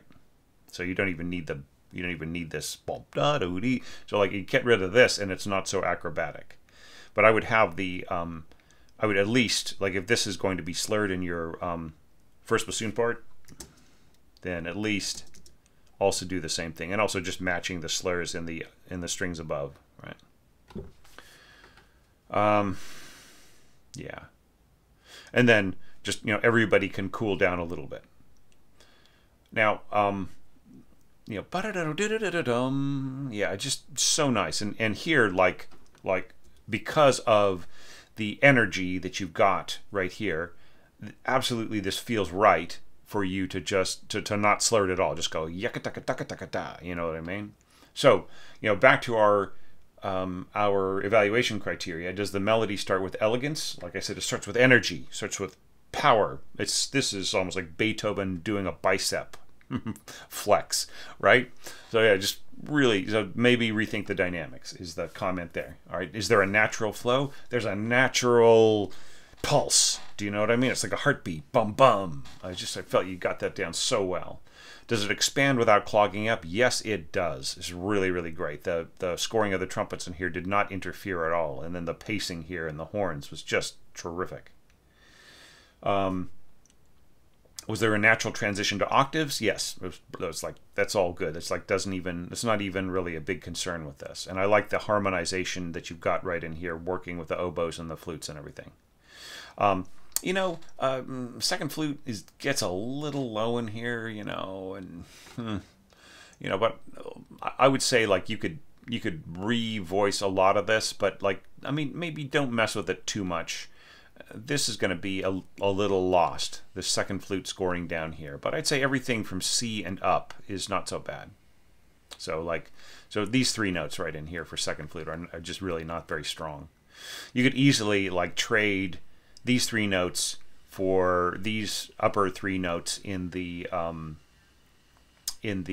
first oboe, and then just like continue on just everything else in the pattern that you've got it, and it would be nice. Enclosures of like second flute between two pitches of your oboes is not always the greatest thing in terms of like the second flute having much of a role. So like for instance right in here, like almost would be better to have the octave being like an oboe here, where the second flute takes these higher pitches, right? So anyway, so there's some reorganization right in here with the flutes, and second flute and first oboe would be indicated, but everything else is just like really strong and has a beautiful sound. So like then going forwards, contrast with theme, yes you do. Okay, contrast between lines, yes you do, right? You have unison flute and clarinet, which playing separated notes, it just has a lovely chirpy sound, and then just like a bassoons, bum. So that is great. The contrast, and then you just sort of keep it here. Don't do this. Switching off to second player. Just have it all first, right? So they've done it before. Their embouchure is primed and ready. They nailed it. They're gonna nail it again, right? So just leave it to the firsts. But yeah, but this is fine a duet. So like then the next thing is harmonic support needed. I thought that this was beautiful, like as a support for that, and then with the horns as well. So and just this little push, right? It's really nice. Okay, now our next concern is emphatic color of line in the melody and filling in the harmony. Harmonic density setting up the chords to follow, right? So and see, like here, like this, I feel this works beautifully. Like there have been some arrangements where I feel that the big oomph, that might possibly follow a crescendo here, and just keeping this like push up to mezzo forte or forte and then stay there, right? But the way that you've scored everything here, especially with this big, this which could be much louder at the beginning, then this is just a wonderful check to the energy. And something really, really, something that Beethoven would just do to startle people when he was, say, performing piano, or he'd maybe throw it into one of his piano concertos, or kind of give himself a little bit of something to to do on stage, like it, while performing a concerto as the soloist or conducting a symphony or something.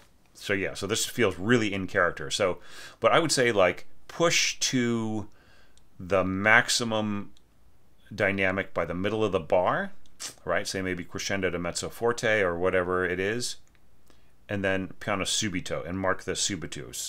So it should be like, P space sub period, right?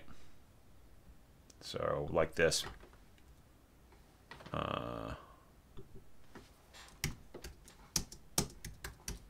Right. So I think that because the whole concept of terrace dynamics, right? Suddenly going to the next thing and back and forth and so on. That is a character, just a regular character of Beethoven, but like you're scoring in a more in a kind of a more middle century style. So like it's something that your symphony players of the 1860s and 70s would want to know, right? So just like if you go crescendo, you can get rid of the text. And like here we've got this right here. All right, so just make it stand out. Maybe take it back a little bit. Give us a maybe mezzo forte or something like that. Do you know what I mean? Then I think that this makes a whole lot more sense. All right. All right, let me undo all that. Okay. So I mean that's kind of a way of kind of more, sort of shaping this, managing everything that's going on. So, but like, all right. But let's talk about that color of line again. So So here you have odd duet flutes, right? So that was going to tide you through this, and then like joining, being joined by the oboes and so on. That just keeps the line consistent, going all the way forwards. And then, if you're suddenly dropping to piano here, the reorganization of the positions of the wind instruments is perfectly fine, right? And then here, like the consistency though does you really well. Now, if your winds are going to be staccato through here, let's see the same thing in the strings, right? So, and this is fine, da da da da da da da da da da da da. Right? So if you feel that works for you, it works for me. It's fine. I don't know if it has the same consistency though, right? So like the staccatos, if these were staccato, they could push into this, right, with that same energy, right, rather than sliding into a staccato, which is a really different thing. Yeah, and then this is all fun, right here. This the clarinet part. I think that works pretty good. And then here, like you are just like you don't care that you're, that these wind and brass parts are kind of playing behind these triplets. You're just putting them in, and that's great. So you're taking the space, whether it's being offered or not. You're giving me a nice like a nice prominent B flat here, that just to kind of push the leading tone towards the tonic again. So it's just really nicely constructed. I think it's really full, and like the little punch here of the timpani, like make the timpani crescendo, right? So if you're starting from piano, this is mezzo piano, that's mezzo forte, right? Or this could be piano and that could be mezzo forte. And then here, like you don't even need the pong pong pong, right? It's like, and the triangle is invisible. So I think that the only possible critique I might have about this, in terms of like, what something missing, right? And that is that I feel that like you missed an opportunity here. Da da da, even though it's soft, it's everybody playing together, and then you have just the winds, bum, bum. So why couldn't we just bring back the whole, let's put the band back together for one more bar. Dun, dun, dun, and then back to just winds. Dun, dun. But yeah, I mean, that's my my fanboy review of your score, Autumn. Really liked it a lot.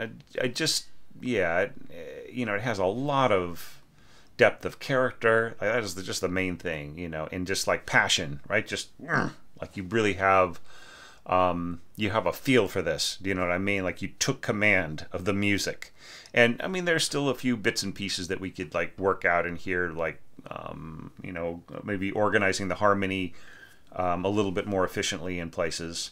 Or if you wanted to, if you said, look, Thomas, I mean, I understand what you're saying about this being, you know, this should just be valve trumpets and valve horns and piston trumpets. You know, I understand what you're saying about, you know, the fact this is more of a later romantic period thing, but darn it, I really, really want to get this down and really try to make this feel like that period.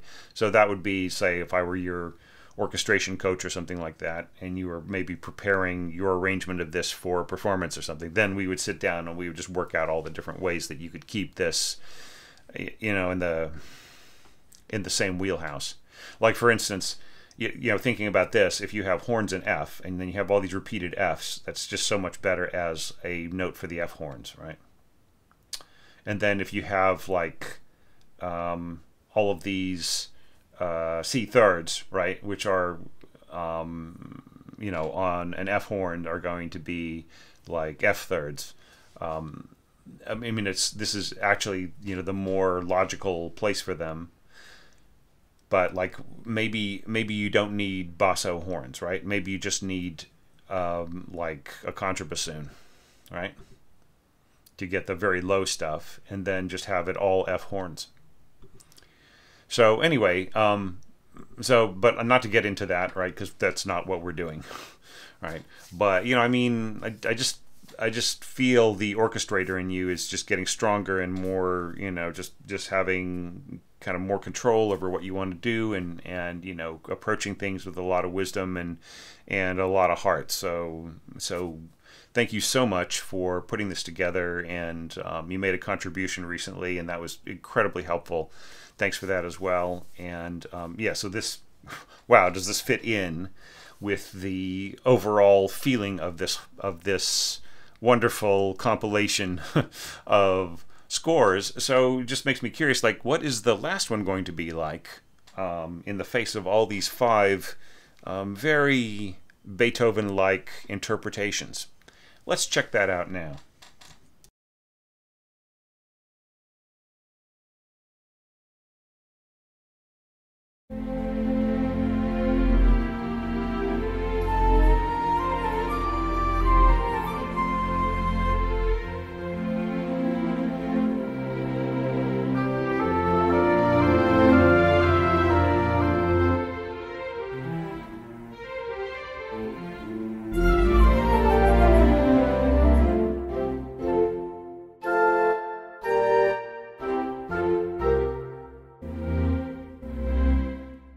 And what terrific work, Andrew.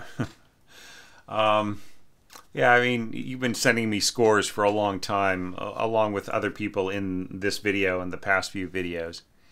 And yeah, you know, you've really grown so much as an orchestrator. And actually, like, I can't recall, but I think you've sent me 1 or 2, like the early days, that had, like, the mock-up was kind of a strange sounding, and this mock-up sounds so perfect and beautiful. Just really, really nice. I may be confusing with somebody else, but I seem to remember 1 or 2 odd mock-ups. But yeah, but this is just so, you know, just the elegance and the, you know, I mean, there's so much good to say about this, and it's a perfect closer to this collection of evaluations from website subscribers. So let's just get right into it. All right. Yeah. So, like, does the intro set the mood effectively? It does, but you know, the only thing that spoils this for me is how fast this is. You just, you know, this doesn't feel like Adagio cantabile to me. It feels almost like, you know, andantino or allegretto, right? You could have gone down to 40. You could have gone down to 28. You know what I mean?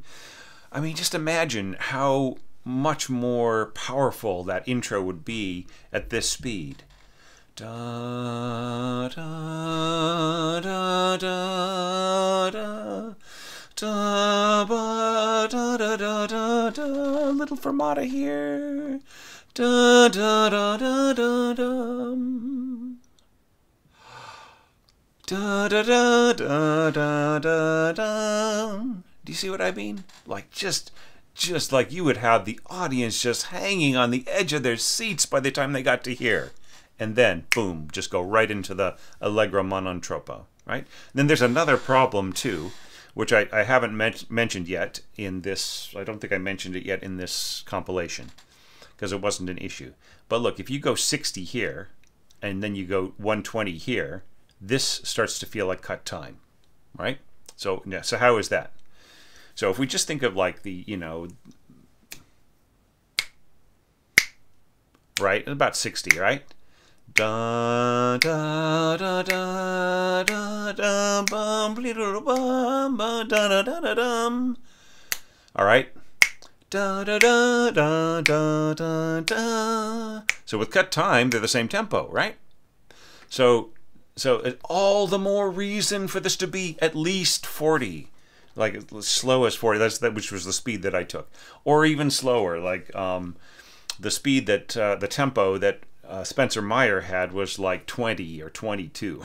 It was really slow. You don't have to go that slow, but like if you just slow it down to 40 or under, then I think that this would just be incredibly powerful. Like slower can be very powerful. And then if you can do something in the mock-up to give yourself a pause in here, just a real breath, da da da da da da, and so on, right? Okay. And then I really like the portato here. I think that's really effective. And then the slurring here, absolutely just spot on, right? So down, up, down, up, down, up, down, up. It's just perfectly spaced. It's just really, really nicely done for the string players. And and the other thing too is like you have kept it simple, really, really simple. Right, just like double winds, horns, strings. That's it, right? And you get so much out of it, right? You don't. It just it's kind of proving the limited resources that Mozart and Beethoven and Haydn had back then. They were enough. It was enough to say something incredible, right? So here, I'm not so convinced by this. Da, da, da. Like, why not?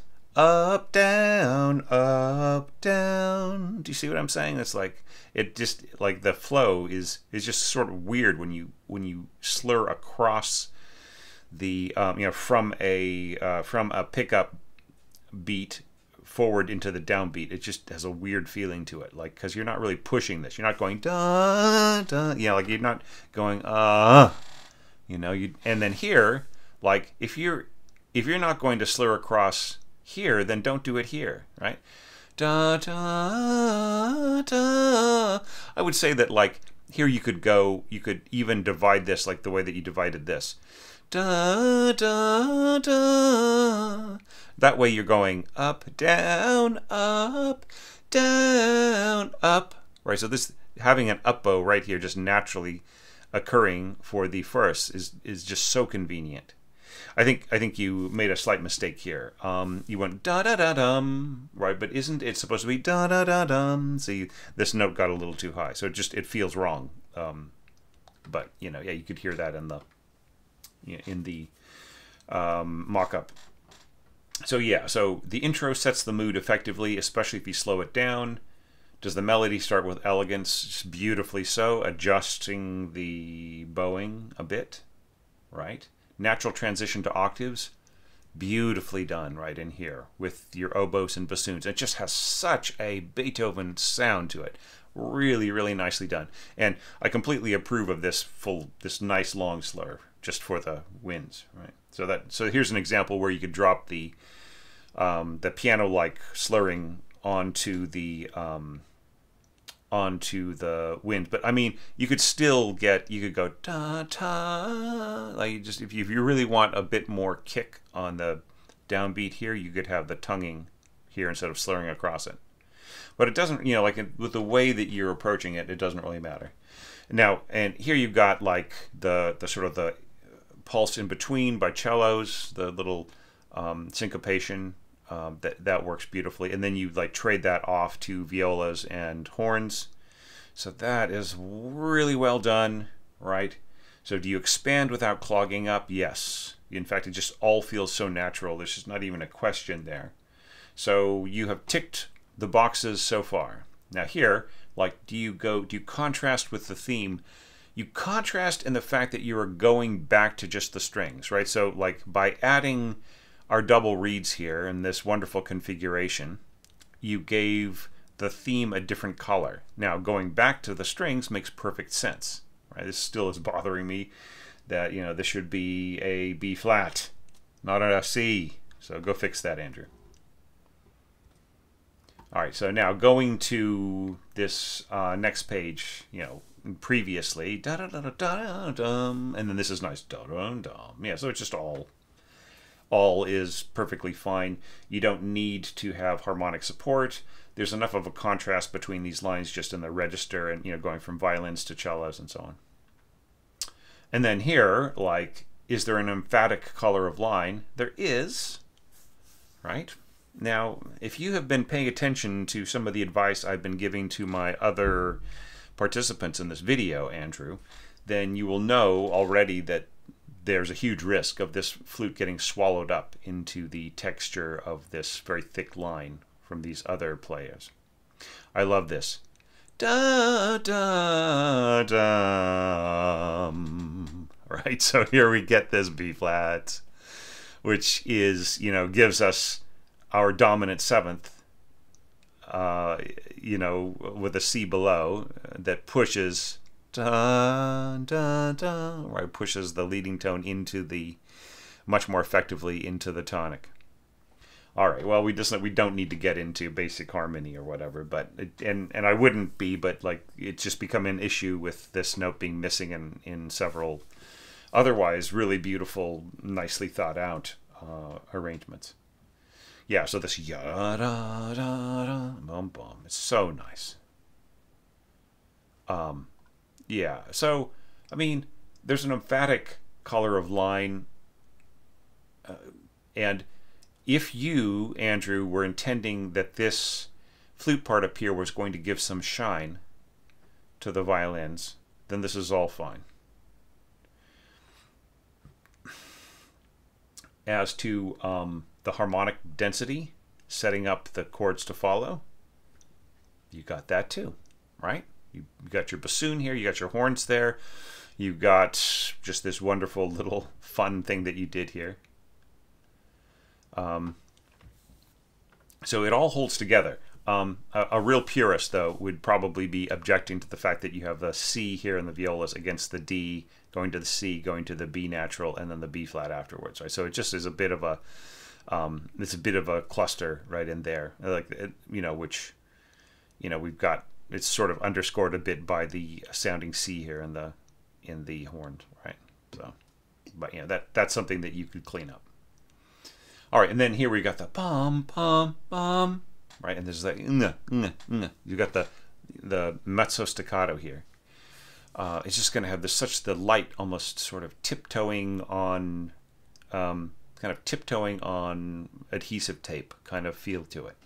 Really, you know, just like nice, nice proportions, nice scope of, you know, spread across the orchestra and everything else. Okay, and then this is lovely right in here. So the contrast between here is just all about texture. It's not about dynamics at all. So, and you know, in both senses, they're really well done.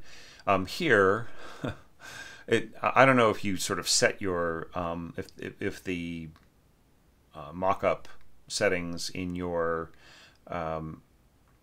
playback on your application has to be set to like mezzo staccato or portato or something, but this was still portato. Like, you could hear that if you want to go back and listen to the mock-up again. You can hear the unga. And that's the absolute sound of the portato, right? You know, you say portato. Anyway, but yeah, but this is this was nicely done, and I like the fact that you like you revoiced a lot of the harmony. You didn't feel the need to just include every single pitch all the time in the specific order and everything else. You basically spread things out, and you arrange the voicing in ways that were that illustrated the intention of the music better than just transcribing the chords. So altogether, Andrew, a very satisfying effort here, and just a real original way of handling a lot of these things, and just feeling so natural and with the style, right? So I would just say, like, in terms of being influenced by Beethoven's proportions, his scope, his period, and everything else, I'm seeing a lot of real good work here. And once again, to sort of reiterate what I said earlier, is like if there are any spoilers out there who feel that that like everything has to be absolutely perfectly the way that Beethoven would have done it, and if you don't do it that way, you're wrong. That's really not the purpose of this of this exercise. It's not to sound exactly like Beethoven or to do what he would do, right? It's to be influenced by his efforts and to learn from our own efforts. Because I'll be the first to admit that my particular, if you go and just watch my lectures that I released earlier of covering my my orchestration of this, I freely admit that I don't consider those orchestrations to be period perfect, right? They really are like an outgrowth of my perceptions and my feelings about Beethoven, and my what I hear when I hear the piano part to this and I imagine an orchestra. I heard that, right? And there's a lot of it that is period, and there's a lot of it that probably isn't, right? So, but I'm not obsessing about that, only to the point of illustrating something about that period's orchestration. But like, that's purism is not what this is all about. All right, but learning from it by comparing what the strategies might be in that period is useful, I think. So with that, I will just say farewell to everybody. Thank you, Andrew, for your participation in this, and everybody else who sent me a great score in this compilation. And thanks so much to my Patreon supporters for making this possible, and just everybody else out there watching, adding their comments. If you are somebody who had your score looked at by me in this video, I want you to leave comments for everybody else. Supportive, constructive, whatever you can do to help them on their creative journey, and they're going to leave some comments for you. All right? So that's the deal. So everybody should, at the very least, add comments to the same compilation in which their music is looked at. All right? And with that, we can keep the conversation going, and it'll make me want to keep doing this for the next 10, 20 years. Who knows? However long YouTube lasts, right? So thanks, everybody, and I will see you with the next compilation coming up really soon.